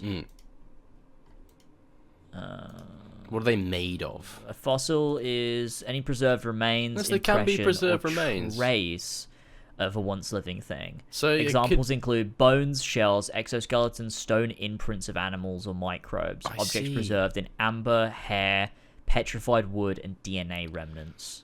So bone can last in the proper conditions. Yeah, if they're buried under sediment. Yeah. Okay, I was wrong. I was very wrong. Okay. I was googling how long do bones last, and it said something about the composition of certain types of soil can either speed up or drastically decrease the time it takes for them to well, that's the same thing. It can speed up or rapidly decrease the time it takes to What the fuck? That's not even a fucking sentence. What are you talking I don't know, I'm confusing myself. It can either take longer, depending on the soil, or it can take less long. It can either speed up the decomposition or rapidly decrease the decomposition. Okay, so I was actually speaking good English. Yeah, I was just that made confusing sense. myself. Yeah, it made sense. With 100 years, there might be nothing left, but when you've just got a few years out, this is not unexpected. The monastery is to place the corpse in a glass shrine in the church, where visitors will still be able to see it and collect dirt from her grave, but not touch her. Oh my god. So what happens when you run out of dirt from her grave? Add more. I don't know. Add more from the... I guess it's all the same dirt, so it's like the holy divine dirt that's helped her. It spread like wildfire, you might say. It did. It spread like absolute wildfire. All these people coming along. God. This just goes to show like some of the mental shit that religion has allowed over the centuries that humanity has been around, because like literally it took one anthropologist to be like, no, this is pretty normal. But like anyone that didn't know has just gone, no, this is insane, oh my god. The body's not decomposed. It's like, no, this is just normal and happens. Yeah, there's an explanation for it. You don't have to start going mental with it and like touching her corpse and like what do they think's gonna happen? I suppose what they're imagining is that she's blessed in some way, so that if they touch her, that blessing will rub off on them. Which is actually like they're thinking like medieval peasants. Like this picture that you've got here of her corpse laid out on the table, and this woman walking away with two babies in her arms. I'm like, can you imagine that being your mother? Like as a child, she takes you to touch a dead body because she thinks you'll get blessed. Are going to do some crazy hate crimes when they grow up. Oh my god. They've seen the unseeable. This is mad. Like, this is so American. This is the most American thing I've ever read. Super, yeah, the thing is, Christianity over here is like, we've had it for so long, it's like, classic Christianity, it's, classic. Over there, it's like on steroids. It's fucking mental. It's like they, when the people, like, it's like what they did is, when they sent people to colonize America, they just sent, like, the stupidest people they could find. And they're like, you all go over there, please. That would be great. God. Oh, my God. What are they doing? Don't touch corpses if you're watching, listening, or whatever. Don't touch corpses. Nobody ever should have colonized America. Decomposed much. Yeah, you know what? They probably shouldn't. It was a mistake. It was a huge mistake. Should have just left the native Americans to chill and form their own civilization. Would have been way cooler, to be fair. It would have been like actual cool culture in there. Imagine a civilization on Earth, like, where America hadn't been colonized. It would Imagine be utopia. How different the world would be. To be fair, it would be massively different. It really would be. Because, I mean, that's 1776, mate. That fucking shaped the future of the world. Like, would World War II have still happened? Or, I mean, it wasn't America's fault, but, like, would that like, knock-on effect of, like, united Europe in a way that, like, didn't happen? I don't know. I reckon maybe it probably would have still happened, but who would have dropped the first atomic bomb? It wouldn't have been America. No. It would have been someone else. You never know. Fucking, without America, to be fair, like, Nazis could have won, and we'd all be Nazis now. So maybe that's what would have happened. Maybe the knock-on effect of not colonizing America would have been that we're all Nazis Hitler now. win. Yeah, maybe. Oh, God. I mean, even without the Nazi Party being an actual thing, there's still plenty of fucking Nazis in the Western world anyway, somehow. Yeah, true. A lot of them are in America. So. Yeah, a fucking load of them are in America. It's being mental. Oh, God. Touching corpses. Yeah. These fucking Nazis touching corpses. Oh, yeah, that was quite the journey. I like this segment. Good. I liked that. Down the foxhole. The first foxhole we've gone down. Oh, God, there we go. Beautiful. That can now be a mainstay of the Horsey and Fox podcast. Yeah, I believe, and I do a fair amount of looking at random news stories while I'm at work. So it's like I'll be working for the podcast while I'm at work. Amazing, brilliant. Yeah. Well, there we go. Now don't we have a few Patreon topics? We do. I'm just looking at Patreon. I posted the Four Pillars reunion episode to the audio version of Patreon, so that people could get access to it. And I meant to, because my Patreon sometimes fucks up audio. So what I'll do is I'll like leave like 10 seconds at the end so that it doesn't cut it off. Because sometimes it fucks up and just cuts off the last 10 seconds of the podcast for some reason. That sounds really annoying. But with this, I don't know what I did. I must have been like not focusing, and I've just left 2.5 minutes of silence at the end. Oh no! Which was an accident. Is there comments of people going, "What are you doing?" Connoisseur Sam did say, "Came here for the boys, stayed for the 8 minutes of silence at the end." 8 minutes. But it wasn't 8 minutes. I've checked. Okay. It wasn't, because Tyler is wrapping up here, and we've got there is a lot of silence though towards the end there. And I'm just obsessed with watching these car crash videos, man. Oh, good times. It's a good podcast, don't you? Okay, we've got our Patreon topics here. We got 5 of them. A couple of them are dreams. So. Oh my God. We've got number 1 here from Connoisseur Sam, who says, "All right, so I had this.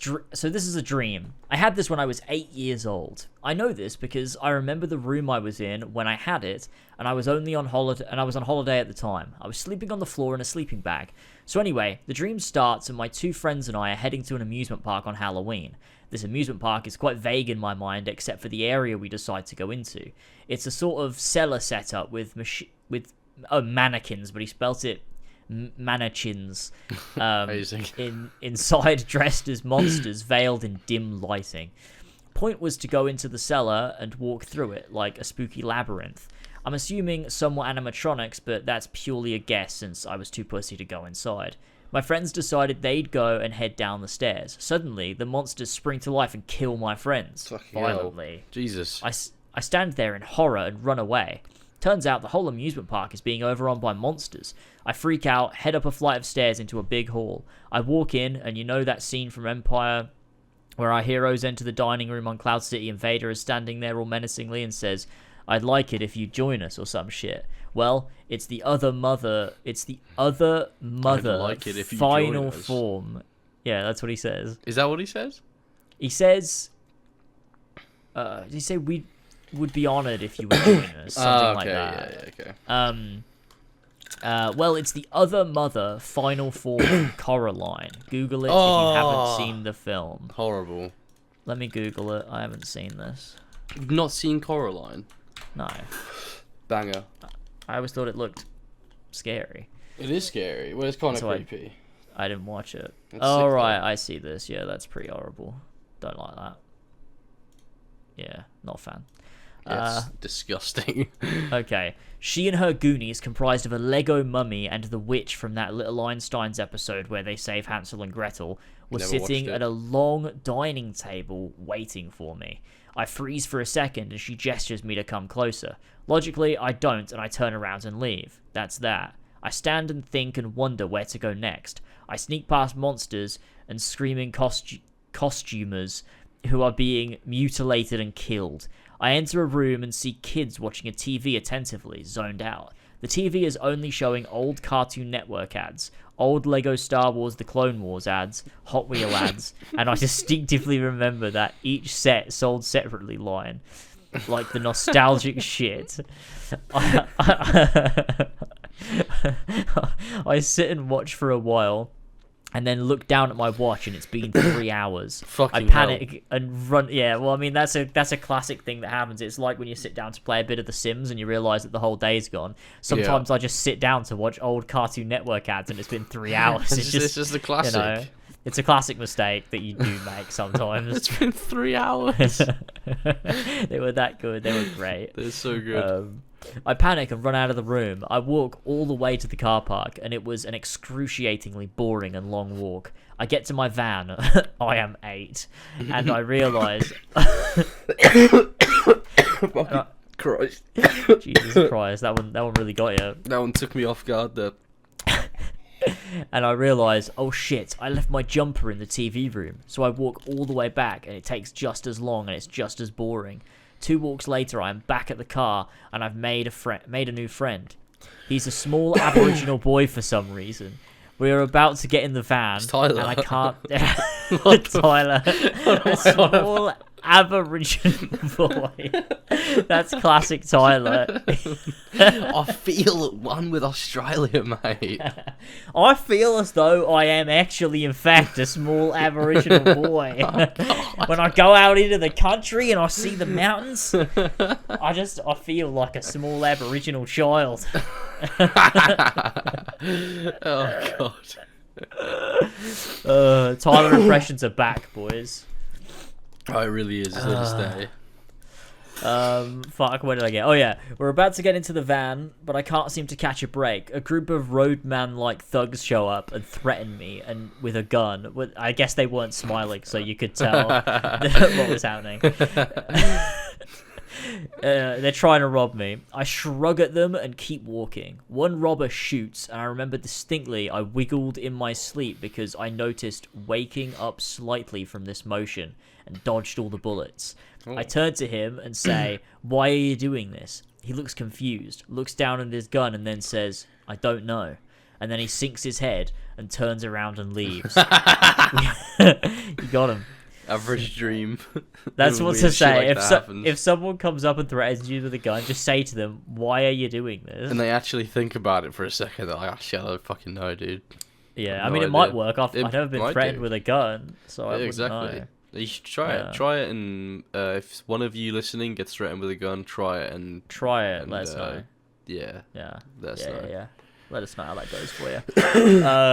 Here in Germany, shopping malls are closed on Sundays, but we really wanted to get in, so I drive through the glass window of the shop front that only sells sunscreen. I drive into the mall, and my new friend hops out. He's going to meet his dad here. I wave him goodbye. Why is his dad there and shut? And instead of reversing out of the hole I made in the shop window, I continue out and make a new exit hole in a different store. I then drive off into the distance. The end. Believe it or not, but 11 years later, I still remember this dream so vividly. It's one of those ones. This mess of a narrative. Joby Harold-esque. Connor Seedor Sam. Out. Thank you. Thank you for the dream. That one so much. I really deeply appreciate that. That was a banger. Really... that was a good dream. I fucking love the dream so much. Yeah, that was very good. Okay, next up we've got another one from Epic Alaric, who says, so I had another totally real and not fake dream that needs to be told. In my follow-up dream, the fame and glory of being the Flapjack Falcon had taken the breakfast world by storm. I was no longer just a pancake flipping champion. Wait, is this a sequel to the fucking... This is a sequel to the other one, yeah. Which is, I'm going to assume, also not real either. Yeah. He was a renowned figure in the culinary universe. The Breakfast Olympics Committee had decided to expand the competition, introducing a brand new event, the Sausage Sprint. This time, the arena was transformed into a winding track of sizzling sausages. The crowd buzzed with anticipation as the competitors lined up, each armed with their trusty spatulas and a hunger for victory. I stood at the starting line, surrounded by a motley crew of pancake flippers, friends turned sausage enthusiasts. What does that even mean? I don't know. Friends turned sausage enthusiasts. The whistle blew and we were off. The sausages beneath our feet sizzled and crackled with each step. I propelled myself forward, flipping the sausages like a maniac, sending them flying through the air with unmatched precision. The crowd roared with excitement, marveling at my pancake flipping finesse, now transferred to the world of sausages. But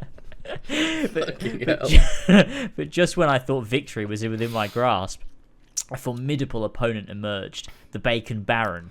He was a legendary figure known for his mastery over bacon and his unyielding love for crispy, smoky goodness. With a mischievous grin, he began flipping bacon strips effortlessly, twirling them like a master magician. The competition became fierce as we raced neck and neck, flipping sausages and bacon with lightning speed. Oh, the sausages bounced and tumbled while the bacon strips gracefully somersaulted through the air. The crowd was on the edge of their syrup bottles, torn between their loyalty to the Flapjack Falcon and the mesmerising skills of the Bacon Baron. Bacon Baron. Oh, God. Oh, God. As we approached the finish line, a glorious idea struck me. I grabbed a pancake from my trusty utility belt. Yes, I had a breakfast-themed utility belt, and flung it towards the Bacon Baron's bacon strip. The pancake wrapped itself around the bacon, forming an unholy alliance. Unholy alliance? What the fuck? Why is this written like this? A pancake-wrapped bacon missile. With a flick of my spatula, I launched the pancake bacon projectile towards the finish line, leaving the crowd in awe. I don't understand. Is this a race? Like, I don't get it. I think it's a race, yeah. Why is he flipping stuff towards the finish line? No. I guess he's got to flip it. Like, it's like an egg and spoon race, but with bacon. Flip Is that not cheating? You can't just throw the egg towards the finish line and go, I've won. Clearly, this is like street football in galactic football, where there aren't really any rules. This is street breakfast Olympics. Oh, my God. The pancake-wrapped bacon soared through the air in a spectacular twist of fate. It landed perfectly on the finish line, crossing it mere milliseconds ahead of Bacon Baron's final flip. Oh. The crowd erupted into a frenzy of cheers and laughter. I had won. The Flapjack Falcon had triumphed over the Bacon Baron, combining the powers of pancakes and bacon to secure the ultimate victory. The Breakfast Olympics Committee awarded me a new medal, the Golden Syrup Skillet, in recognition of my pancake flipping and sausage wrapping prowess. As I basked in the glory of my bacon flipping achievement, I couldn't help but wonder what breakfast adventure awaited me next. Perhaps the bagel balancing challenge or the waffle wrestling championship. One thing was for certain, in the wild and whimsical world of breakfast dreams, there was no limit to the deliciously absurd possibilities. There's like genuinely so a much really alliteration. good story. It's like it is, to be fair, a really well told story. Like you could do that as like a bedtime story for like children. You could read that to a kid, and I think they would love it. For sure. I mean, I loved it. I'm an adult. That was actually a really well written story. Unholy. What was it? An unholy combination. An unholy alliance. It's just these specific use of specific words. It's just so funny. It's very definitely good. fake.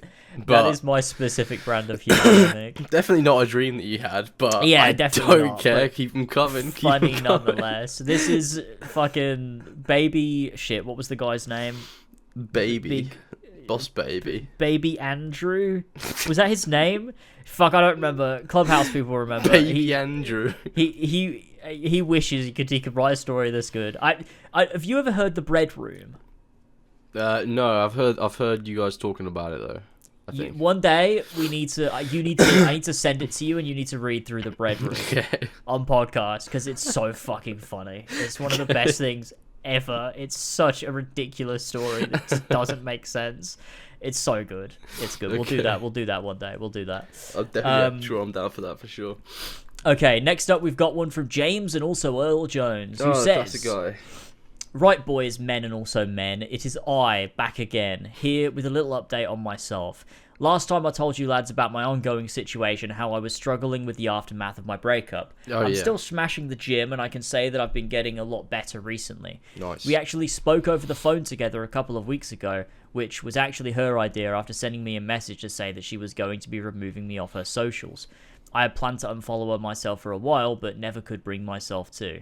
This phone call was the final bit of closure that I needed. After this, I felt a whole lot better, and she hasn't really been on my mind recently. That's super and cool. I've been getting back out there. Not that I already wasn't, but it just feels more right, I guess. Yeah. Now, this is where my new issue has appeared from. Oh, God. I officially have one friend. Laughing emoji. I have just left sixth form, and the boys and lads were set. Wait, you've just left sixth form?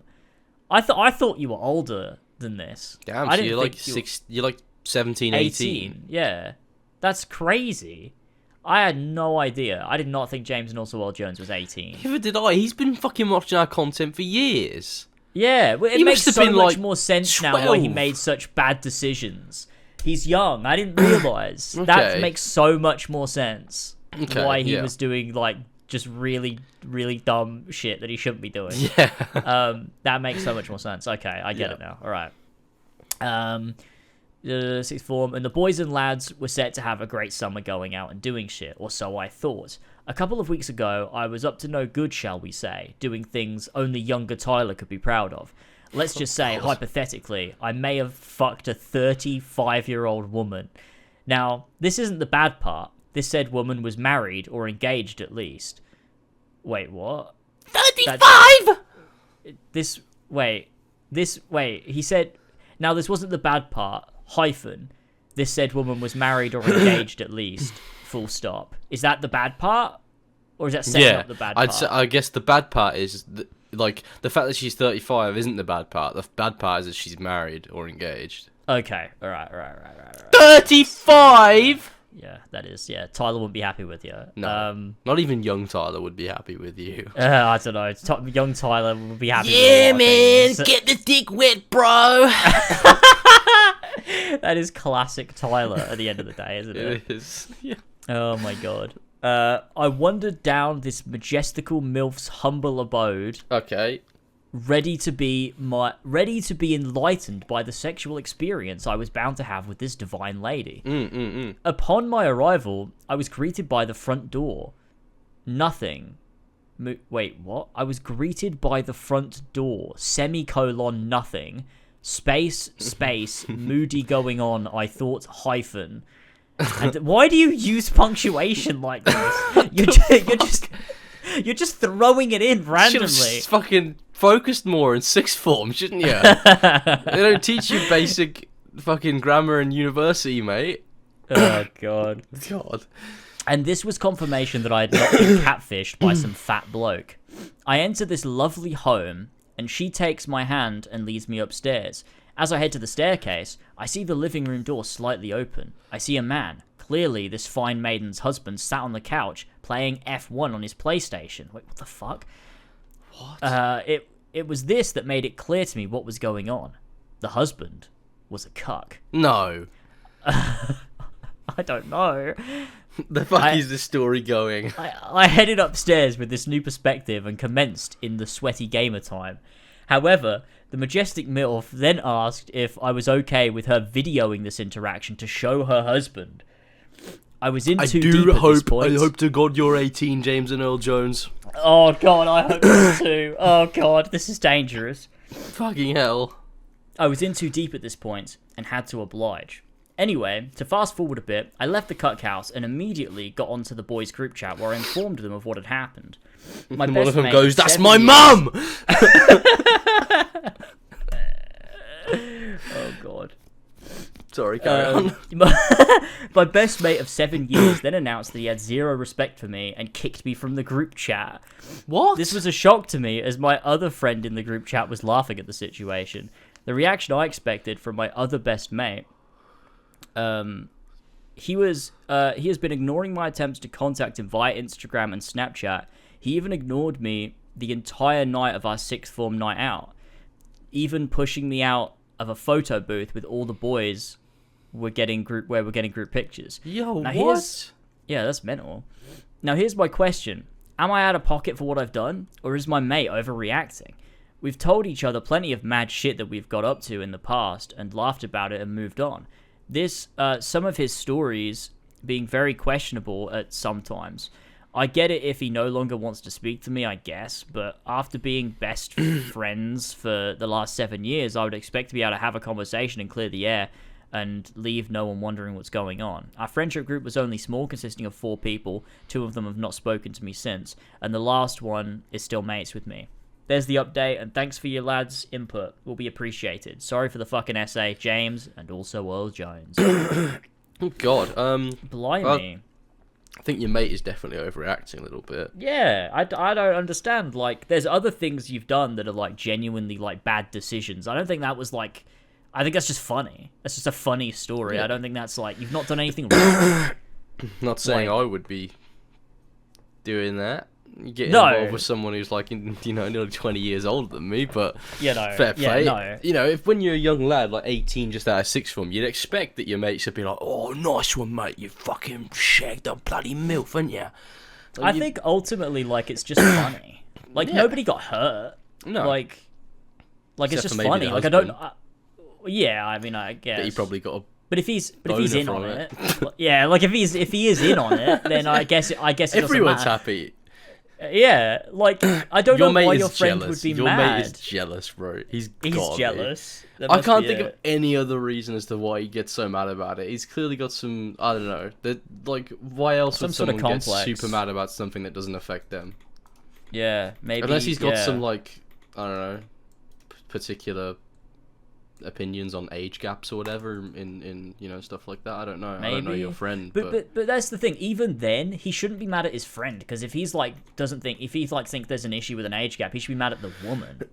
That would make James and also Earl Jones, the victim in that scenario, right? Yeah. So yeah, exactly. Yeah, I don't know. That's really odd. Like, why would you be mad about that? Like, nobody got hurt. Nobody did anything wrong. Like, yeah, I don't know. I think he should be more mad at you when you like were, I don't know, fucking cheating on your girlfriend with like 8 people or whatever. Maybe that was a clubhouse one. Maybe that wasn't a public one. Okay, well, okay. It was Jasmine. I can fucking see why she broke up with you now. Oh, okay, so it's not the most recent one. No. She's not actually a fucking bitch. That's what he said about her. Okay, I think it was him. Wait, I need to double check now, because I might be incriminating him and it might not be him. Let me find it. You're making James and Earl Jones public enemy #1 right now. Clubhouse topics. It was the final episode of Clubhouse. I think And that was only like, that wasn't that long ago. That was like this year, wasn't it? Yeah. No, it was December. Last year, yeah. Where is it? Where is it? Yes, it was. It was James and also Earl Jones. Yes. He basically, like, him and his girlfriend, like, had a very different sex drive, and it was bothering him. And instead of, like, having a conversation or breaking up with her, he cheated on her 5 times, and then he justified it by saying, Oh, God. He said, our sex life is also a bit monotonous as of late. We can't do certain things because she just doesn't want to. Examples being sucking my dick. Oh, God, you have to be so crass with it. It's so funny. And that's when Tyler fucking that's lost it. When that's the only example. E.g., sucking my dick. I read that and Tyler fucking lost it, and then he just shouted at the top of his lungs, Jasmine is a fucking bitch. Oh, God. So funny. No, this poor woman. Is this the one that recently they broke up? Is this the same woman? Yeah. They broke up. God, she should have broke up with you ages ago, bro. Yeah. We came to the conclusion that James and also Earl Jones is a terrible person and needs to work on himself. You gotta stop this crazy shit, bro. You just gotta have 6th form.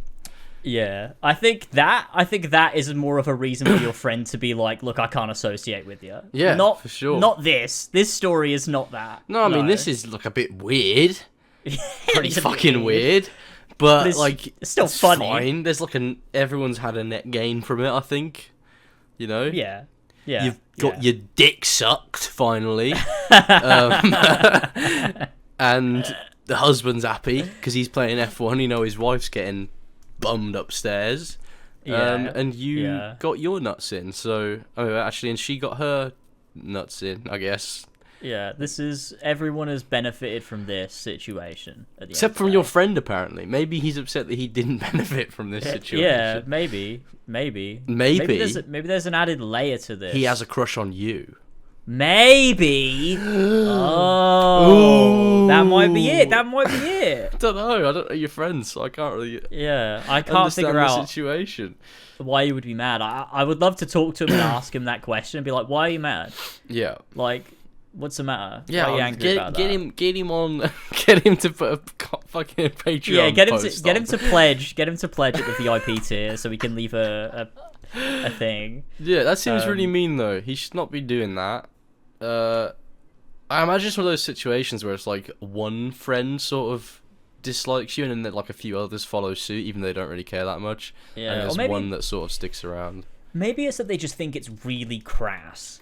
That they're like, maybe they're just like completely different people. And they're just like, maybe that's disgusting. Like, why did you go and fuck a 35-year-old woman? Yeah. While her husband plays F1 downstairs? Why did you engage in that? Like, that's disgusting. Have more respect for yourself. Like, yeah, it is a weird situation to be willing to put yourself in, especially as a young person who's literally just got out of school. Yeah, true. That is also weird that he's like just finished 6th form. That is also true. Like he's probably just turned 18. Hopefully just turned 18. I do hope that's not to come soon. I do hope you're already 18. I do hope. Yeah, I truly do hope so. God. That is wild. That was a crazy one. Yeah, it's a crazy one. Thanks for that. Yeah. Thanks for that, James, and also Earl Jones. That had some Clubhouse energy. I liked that one. It did. It did. I appreciate that. I truly do. Okay, next up we got one from Radvin version 1, who says, okay, I'm pretty sure plenty of people have asked what your favourite games are, but screw positivity. I hate that shit. I want to know what you two's least favourite games are. Something you despise above all else and would erase from existence if you could. That's a really good question. Oh, there's a few. I think that Assassin's Creed Odyssey is the obvious, which we need to. Get that out of the way right away. That's an obvious one. That game can fuck off. What else? What else do you have? Forces for sure. Oh yeah, no, totally agree. Sonic One Forces. of the worst games I've ever played. One of the worst pieces of shit I've ever played in my life. I'm trying to think because I don't play many bad games. Like, it's not something I really make a habit of doing. I think Crisis Core for me would be. Oh God. That's one of the worst things I've ever fucking played. That's a big one. There's definitely more. I There need are something to definitely like more. jog my memory. Because I've played some games that I played. stinkers. Like, I'm gonna Google mostly they'd be, worst like, games of all old time. Ones, right? Worst video games.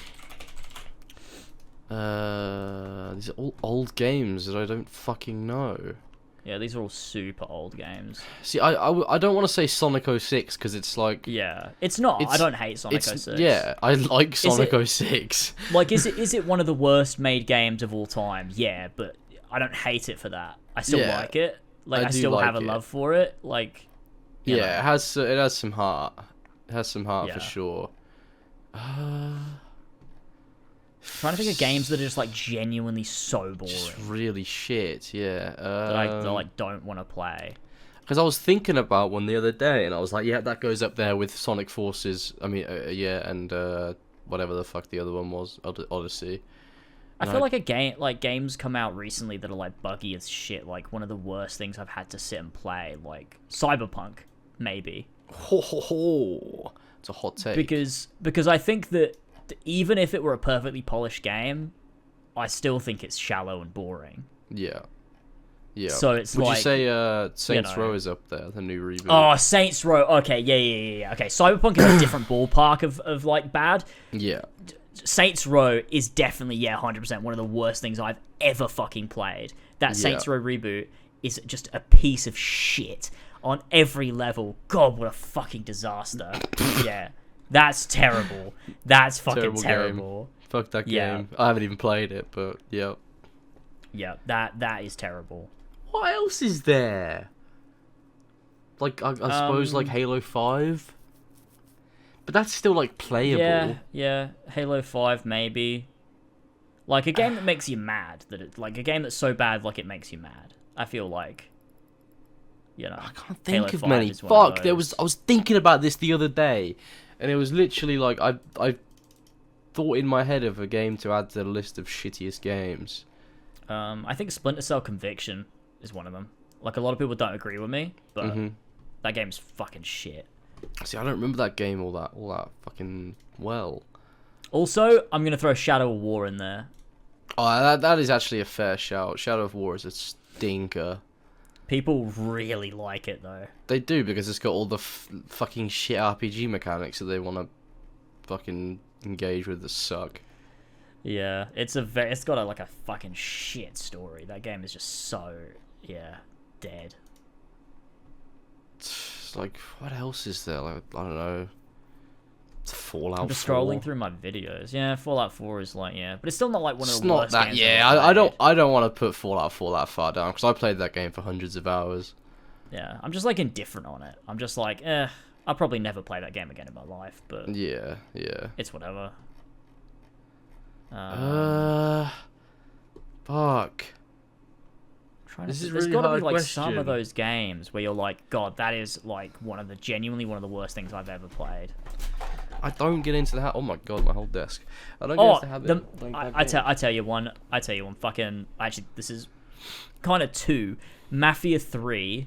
And, oh god. And the Mafia remake. Oh, I haven't played the Mafia 1 remake. I know that is probably bad worse, reception though. To be honest. Yeah. Yeah, those are both really fucking bad. I know that got some really bad reception. And the Avengers game. Oh, fucking Christ, the Avengers game.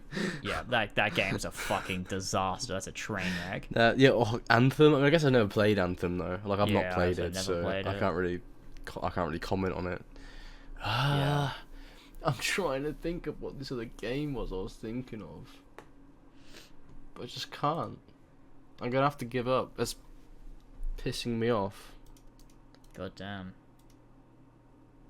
Yeah, I can't find any others. I'm looking back through my videos and I'm like, I didn't used to play really bad games, or if I did, I didn't make videos on them. No. I know one that's probably one of my least favorite games in recent memory. Fucking the new Lego Star Wars. Oh yeah, that's a stinker. That game was just fucking shit. Just so boring. So unremarkable in every single way. It feels fucking Watch depressing. Dogs 2. Oh yeah, Watch Dogs 2. That's down there. That's atrocious. Down there on the list. Thing is, though, most people would look at these games we're listing and go, "It's not even that bad." I know. A lot of people do that. Bad. Like, it's fine. I thought it was fine. It was okay. Like, honestly, something being okay is like the biggest sin it can commit. Yeah. Because if it's so bad that it's fun, then you've achieved something. But if it's so fucking unbelievably average that all it is boring, like, that's what Watch Dogs 2 is. Just one of the most dead games ever made. That's nothing going for it. Depressing game. Oh, Crackdown 3. That was another one. That was a fucking awful I remember game. you talking about that. That's so bad. So Crackdown fucking bad. Fucking 3. Yeah. Oh, all of these ones that I'm listing, I've made videos on. So if people want to go... Star Wars Battlefront, like the EA one. Oh, the first one, yeah. That goes up there, yeah. It had like 2 4 is maps. Better. Yeah. Yeah, 2 is better, especially after the patches, which is a funny thing to say, but... After the patches, it's actually good. Just Cause 4 was also really shit when it came out. They re-released it with like where it was like better and more polished and made like it would make like a game, but Just Cause 4 when it first came out was a mess. Yeah, that was an absolute stinker. Oh, Kingdom Hearts Melody of Memory. Nah, fuck that. It's a fucking banger. I'm joking. Oh, fucking Shadow of the Tomb Raider. That's a fucker as well. That game is a fucking piece of shit. Piece of utter dog shit. Oh my god, that fucking game. Terrible. Fucking hate it. Nobody wants to play that shit. So shit. God, I can't really think of anything else. I mean, I'm looking through my games on PlayStation, but I've realised I only buy bangers on PlayStation, so there's not really... trying to think of like random like 360 games. Bionic Commando was pretty boring. Thing is, I don't remember that game well enough to say that it's the fucking worst game I've ever played. No, true. I played it. I played it for like 10 minutes, and it was the same day that I bought Saints Row 2, and then I switched over to Saints Row 2, and then I never played Bionic Commando ever again. Yeah, understandable. The game sucks. Battlefield Hardline, that's up there. Oh yeah, true. That game sucks cock. Call of Duty Ghost. Yeah, but I liked Ghosts. That's the thing. I actually liked it, and there's a fair amount of people that enjoyed it as well. But I suppose with all these games we're listing, it's a fair amount of people enjoyed them as well. Yeah, true. Assassin's Creed. Well, there's loads of Assassin's Creeds. Literally, like I can list them off: AC3, Rogue, Unity, Syndicate, Odyssey, Valhalla. They're all. I think shit. Unity deserves to be up there. It's one of the worst games. There's barely any redeeming factors of that game. Yeah, I agree. That's probably up there with Odyssey as like one of the worst things I've ever played. Dead Space 3. Oh right, yeah, I've never played that, but piece of shit. Yeah. Yeah, there's a lot of options. Oh, Lord of the Rings Gollum. I've never played it, but that looks like definitely one of the worst things ever made. It's probably number 1. The worst video game ever made. Just that piece of shit. Piece of filth. Oh, man. That's fucking funny. Far Cry 5, I think that. Oh, Far Cry 5, yeah, another unremarkable game. Piece of shit as well. But State of Decay. Ugh. Oh, really? I've never played State of Decay, actually, but I have heard decent things about it. Oh, it's so boring. Yeah, I mean, it doesn't look amazing.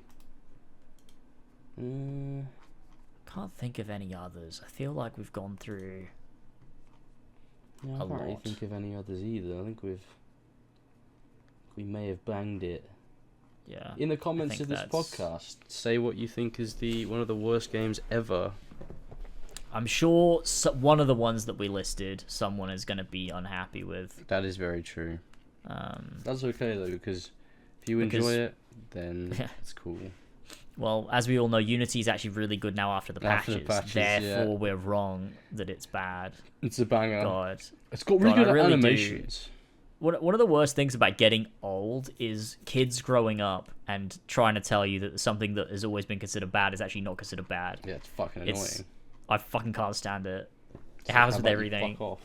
It's so annoying. When the game came out, everyone was in agreement. It was universally deemed bad. Yeah, just because you enjoyed it and thought it was cool when you were a kid doesn't mean it's good. It's bad. It's always been bad. Everyone agrees that it was bad. Exactly. Oh my god! Get out of here, you fucking Gen Z. Yeah. Even though that's me as well. Go make your TikToks. I suppose release day No Man's Sky you could put up there. True, but I also think it had a lot going for it too. Like what?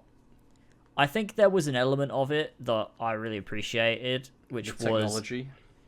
Yeah, but also like I quite like the isolation of No Man's Sky. I think it was there was something about it. It didn't last for like once you played for 20 hours, it was like okay, now I'm over it. Yeah. But at first, it was kind of like, yeah, this was good. I really don't. Yeah, I don't think No Man's Sky was like one of the worst games I've ever played. I quite liked it on release. It's kind of stinky. I mean, I played it for like 16 hours until I realized that like, oh, the only difference between the planets really is like the minerals they have on them. And that's basically it.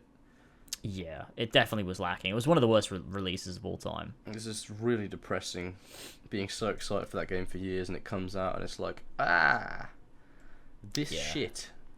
Yeah, it was. Yeah, it's pretty fucked, really. It's pretty fucked. Yeah, I can't think of anything else. I'm just looking through like the Xbox game list. Yeah, I think we covered a good chunk of just shit games. Yeah. Oh, The Division. That can fucking go up there as The well. Division, yeah. I think there's a running theme here that Fucking we both. games. Well, yeah, Ubisoft games, but also I think both of us really think like pretty poorly of games that are just really like average. Yeah. Because The Division isn't like particularly bad. No. But also like if I were to sit and play, like I think that would be awful. I don't so want to do depressing. that. The I thought don't of want that to is do horrible. that. Like just sitting down and and playing The Division. you're going into like the same fucking apartment block buildings, Jesus. and you're getting some loot, and then you're going and doing like a raid where it's just you just go to a fucking parking garage and shoot some guy like, for like a minute straight, and that's the boss. Hell. That's fun hell. Gameplay. Well, yeah. Yeah. That's our least favorite games of all time. There you go. All right, and the final topic we've got is from classic boy himself, Disciple Nick Zan, who says, "G'day James and George, I hope you're both doing very well. In the past few weeks, I've been really getting into the History of the Middle-earth series of books, basically a set of 12 books that tell the entirety of the Tolkien mythology. And that while sounds really cool. Extensive, it does sound pretty cool. It is full of really cool stuff for a big old nerd like myself. But it got me thinking, George, have you ever or would you ever consider reading The Hobbit or The Lord of the Rings? Or are you simply happy having just the enjoyment of the films, which George also hasn't seen? I haven't watched the films. Or am I assuming too much and you have gotten around to reading them? Yeah, I'll be down to reading them. Was that the end of the question? Was that no, there's a little bit on the end. I would also, I would ask James also. However, from memory, I believe he said he'd get to the Lord of the Rings when he can set it as a goal to be finished. So since I've swallowed that with a heavy heart, I thought I'd ask the younger Welford. Thank you, gamers, and have a wonderful week, Nick. Yeah, I mean, I want to get into Lord of the Rings. I own Lord of the Rings. I bought the books. I just never read them. How can you buy something and not want to immediately interact with it? I do it all the time. You used to condemn people for this very thing, James. I remember when, back in the day, when Elliot used to buy a new game. Was that his name? Or was it Daryl that used to do it? I don't remember. One of your friends used to buy a new game and then just go straight back on Modern Warfare 2 again. And you were like, why is he doing that? How's he got a new game and he's going back to that again? And look at you. Yeah, true. You're doing the same shit. True. I literally, like, I was sitting there, I was like, man, I'd like to read Lord of the Rings. And then I just decided to buy the Hobbit and Lord of the Rings collection. And now it's good in a bookshelf. It does look, it's on my bedside table right next to Final Fantasy VII Traces of Two Pasts, which I also haven't read yet either. Oh, amazing. I just have a bunch of books I haven't read on my bedside table. But when you have guests around, you can go, this is my reading list. It's pretty extensive. Exactly. And I can tell people when they ask me, am I going to read this, I'm going to be like, look, it's on the list. Don't worry. I have a list of reading things. Exactly. But, you know, I mean, I do it with games as well. I have so many games on Steam. So many. Like, probably hundreds that I've never played. And hundreds? I just own. Probably. I one time bought... Well, I usually buy them during sales. So I bought, like... I think it was about 5 years ago. I bought every Star Wars game that exists because they were in a collection for, like, 20 quid. Oh my god. And I have played KOTOR and Lego Star Wars The Force Awakens, and that's it.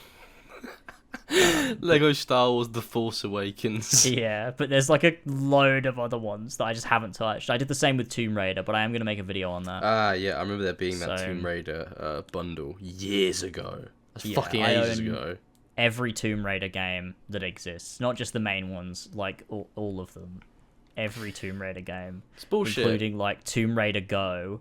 Tomb Raider Go? I think that's what it was called. It's a Pokemon Go, but Tomb Raider.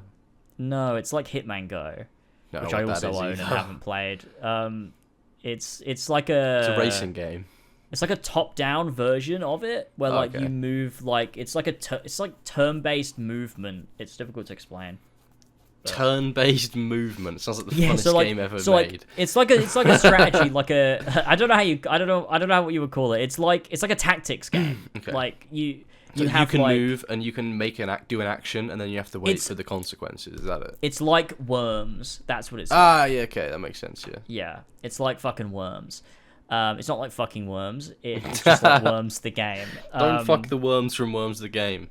They will give you AIDS. Yeah, they will. And don't touch corpses that have not been proposed yet. Don't do it. And certainly don't fuck a corpse that has been in the ground definitely for 4 years. Don't do that. Yeah, that would be bad. But yeah, Lord of the Rings, I mean, you need to watch the films for a start. I do, yeah, I know, I do. You need to get on there. I don't know why I stopped a day. watching them, because again, as I've said many times, I've watched half of Fellowship. I got to the bit where they form the Fellowship. Oh my god, yeah, that is halfway, yeah. Yeah, that's where they're in the elf place. Rivendell, yeah. Yeah, and Boromir's dead at that point, right? Boromir dies at the end. Okay, I must have watched the clip of him dying then on like Twitter or something like that. Yeah, it's right at the end of Fellowship is when he dies. Okay, yeah. He's a cunt, isn't he? He tries to take the ring for himself. Yeah, but he has a nice little redeeming moment at the end. It's just to show the way that the rings affect specifically humans. And he goes... And how quickly it affects them. The man who passes the sentence must swing the sword. Yeah, that's from Lord of the Rings. Yeah. That's my favourite Lord of the Rings quote. But... Yeah, I mean, the best thing to do as well for a first-time watch is to watch the theatrical cuts and not the extended cuts. Yeah, I mean, the extended cuts are just too long, aren't they? Because they are very long, and they're good, and I love them. And when I first watched Lord of the Rings, I watched the extended cuts for the first time. But it's definitely better to watch the theatrical cuts. If Tolkien watches my Horizon video, then maybe I'll watch the extended cuts of the Lord of the Rings. That is the most mental thing you've ever said. If Tolkien, a dead man who had nothing to do with the films, watches your Horizon video, you will watch Peter Jackson's Lord of the Rings. Yes. Oh, God. I've been to his grave, for fuck's sake. He owes me something. I don't even know him. I've not even watched his films. I've not even read his books, and I've been to his grave. That's so weird. I need to go read the books. Not go to his grave. I've been there. I need to read the books. I really do need to find time. I just need to fucking... There's so much going on. This works as a segue. Thank you for the Patreon topics.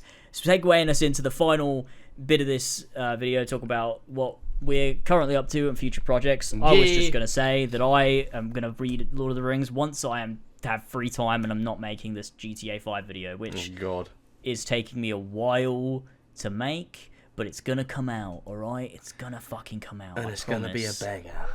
It's going to hopefully be very good. I have a lot to say on it, positive and negative. It's maybe like the most balanced opinion I have on a thing ever, because it's like I think it's really good, but at the same time I'm like, oh, there's so much like untapped potential, or like too much tapped whatever, too much substance that it makes it bad. I don't know. Pete, you're going to get so many comments there, people going like, oh, you've criticised this bit, but that's just GTA for you. But I think I understand GTA enough to be able to be like the GTA part of it's really good. Like the dissonance of it is great, and I think it works really well. And they actually use that to reflect the themes of the story and the characters. Like the fact that you can just go off in the world and do whatever the fuck you want is actually quite reflective of this idea of being able to do whatever you want free of consequence, which the story taps into by the final mission, which I think was actually quite cool, which is like the most consistent theme in GTA 5. Yeah. But then it also does so much other stuff. Like, there has like a whole bit where like you'll have them like criticizing like over-the-top feminists, but at the same time they're also criticizing capitalism and like talking about races, like institutionalized racism, and it's like it has too many things that like it doesn't commit for me. Isn't like, that the point of it though? Is GTA 5 is like America is such a crazy place with all these conflicting viewpoints that it's meant to be like. Well, that's the ideological thing, right? whiplash. Is like is because when you do that through like the lens of like GTA 4, for example, it's like it works because you're Nico, and Nico is an outsider, and so like you get to critique the idea of America and the American dream through the ideals of someone that has no ties to it. Mm-hmm. But I think when you do it with Michael, Trevor, and Franklin, all people that live in, California, it's like it just does something about it just doesn't work. It feels like just a hodgepodge of messy ideals that don't really have anything to say, whereas in GTA 4 it feels like it does have something worthwhile to say about America, whereas this game sort of is that ultimately it like lands on capitalism's bad, and that's sort of it. And like it will have other things to say here and there on like racism and government corruption and police and police brutality and social media obsession and Hollywood, and it's got all these different things,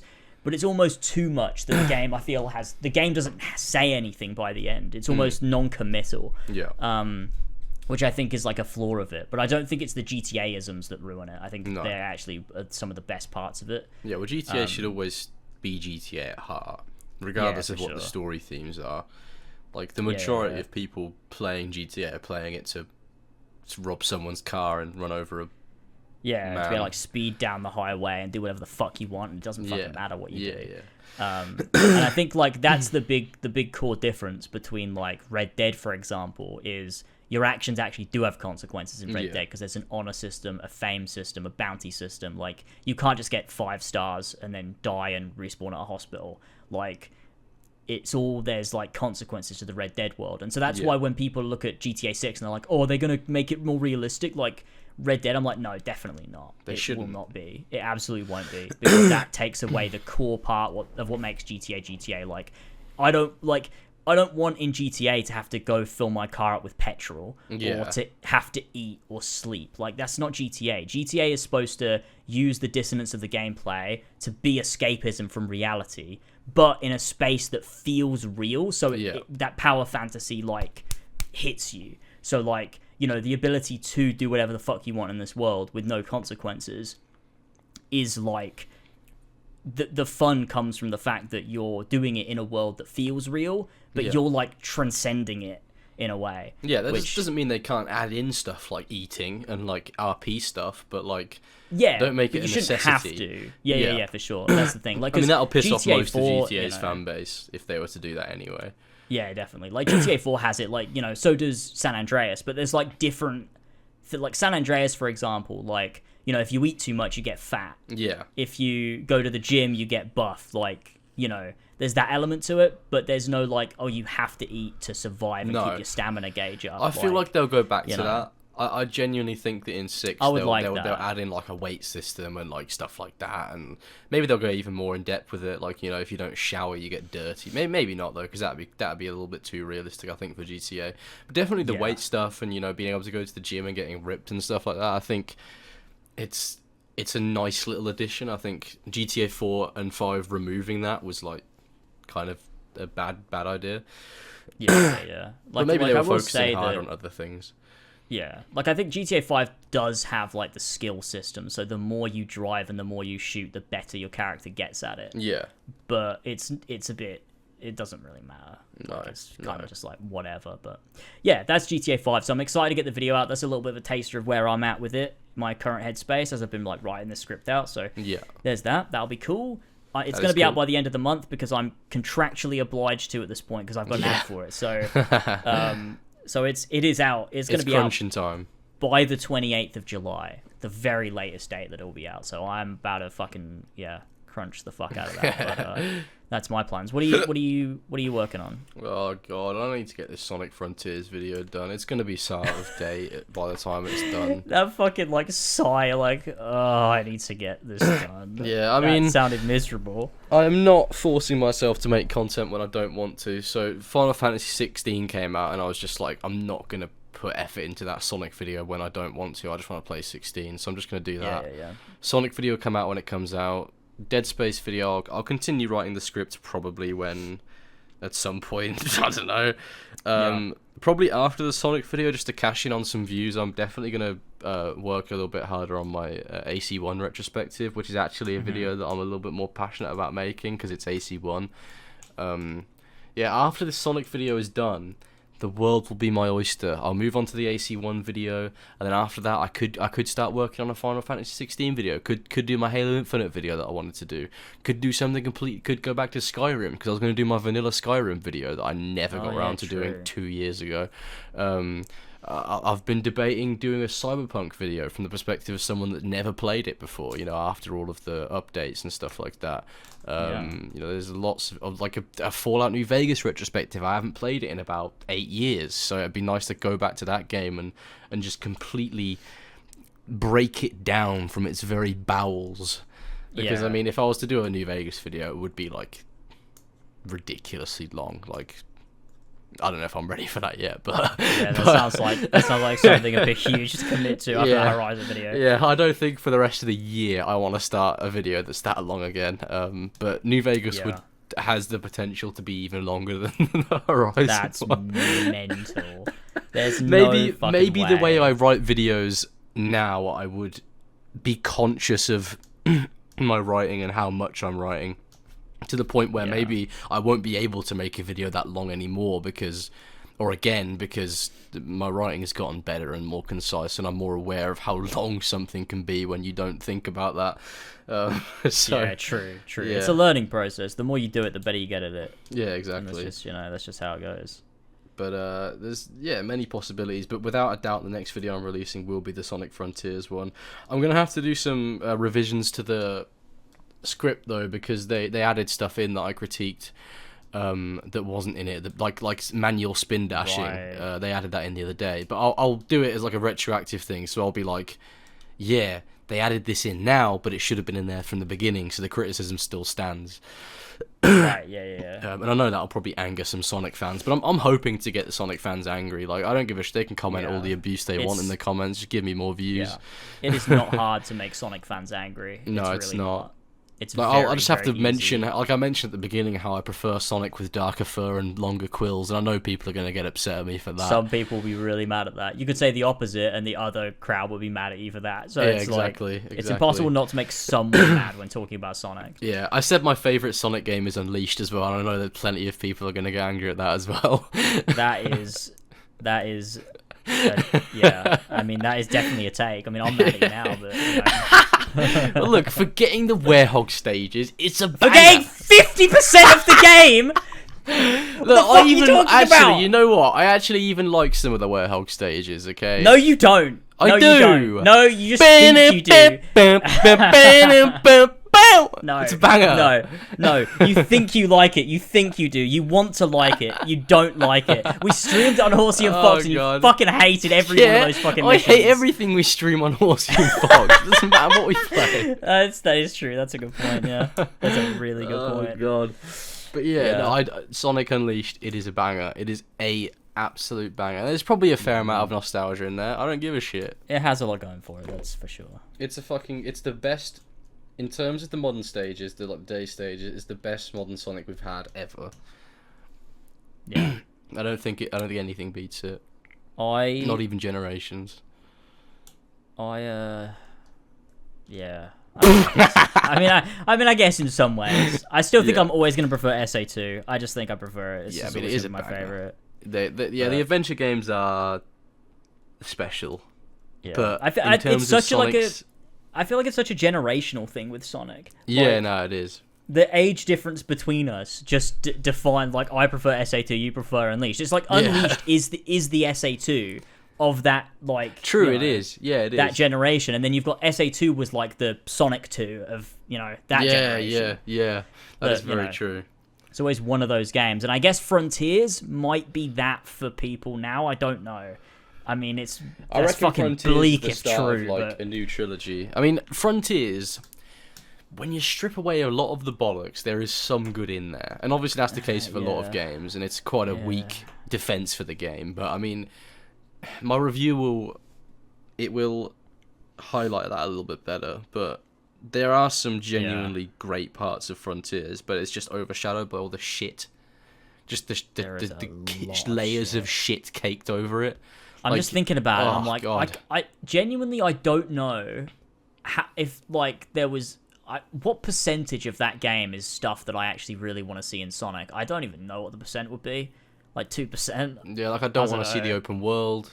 Yeah, don't need open zones. Fuck, it's like just so bland. The only two good open zones in the game are the first island and the second island. The rest of them suck. And then you've got like these character moments that just feel just like...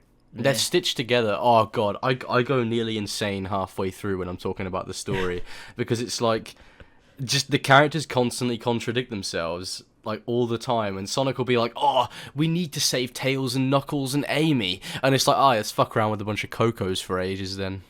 Oh, they got the fucking Cocos. What I did was throughout, like when I found a part of the game that I thought was so irredeemably bad, I came up with my best way of working a different thing into the game. So like instead of getting the Chaos Emeralds from either getting the keys and opening the Chaos Altars or interacting with the Coco, relegate the Coco to a side activity. So you can choose to interact with that if you want and have some character moments with Amy, like talking about the Coco, they want to kiss and whatnot. But then to actually get the Chaos Emeralds and to find the Chaos Altars, it would have been really cool to have Chaos Temples scattered across the map.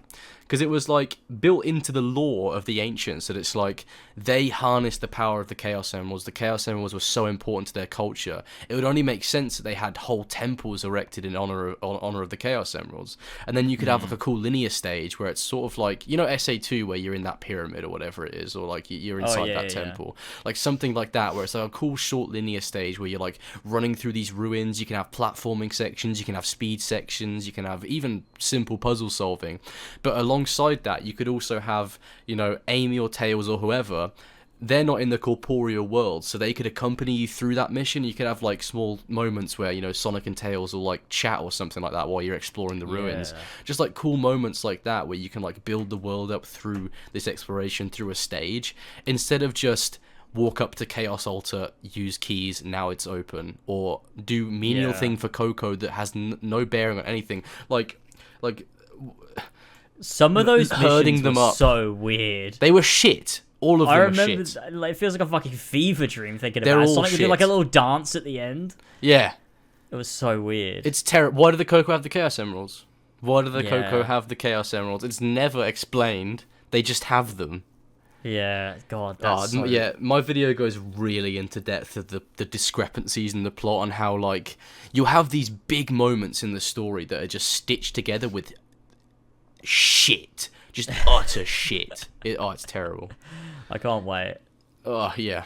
It sounds great. I think as well with Sonic, one of the weirdest things about it is I don't even understand where you are, like what's happening. Because in the Frontiers?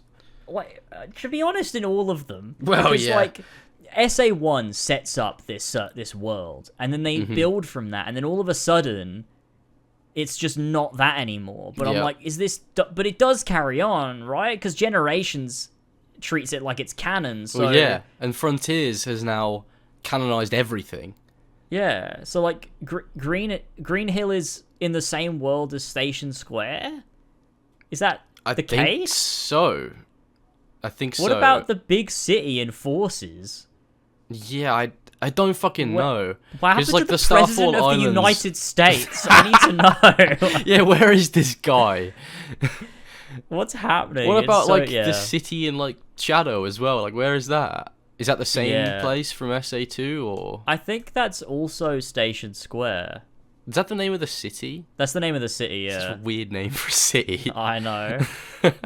But also, like, the White House exists in Sonic. Yeah, so Washington exists. America exists. Yeah, so but like, it's also not America because it's like Empire, whatever the fuck it's called, exists from Sonic. Oh god, yeah. Unleashed. So it's but then Unleashed like doesn't represent the world we see in the adventure games. So does that make it a different planet and a whole new canon? Because like Station Square doesn't exist. Is fucked.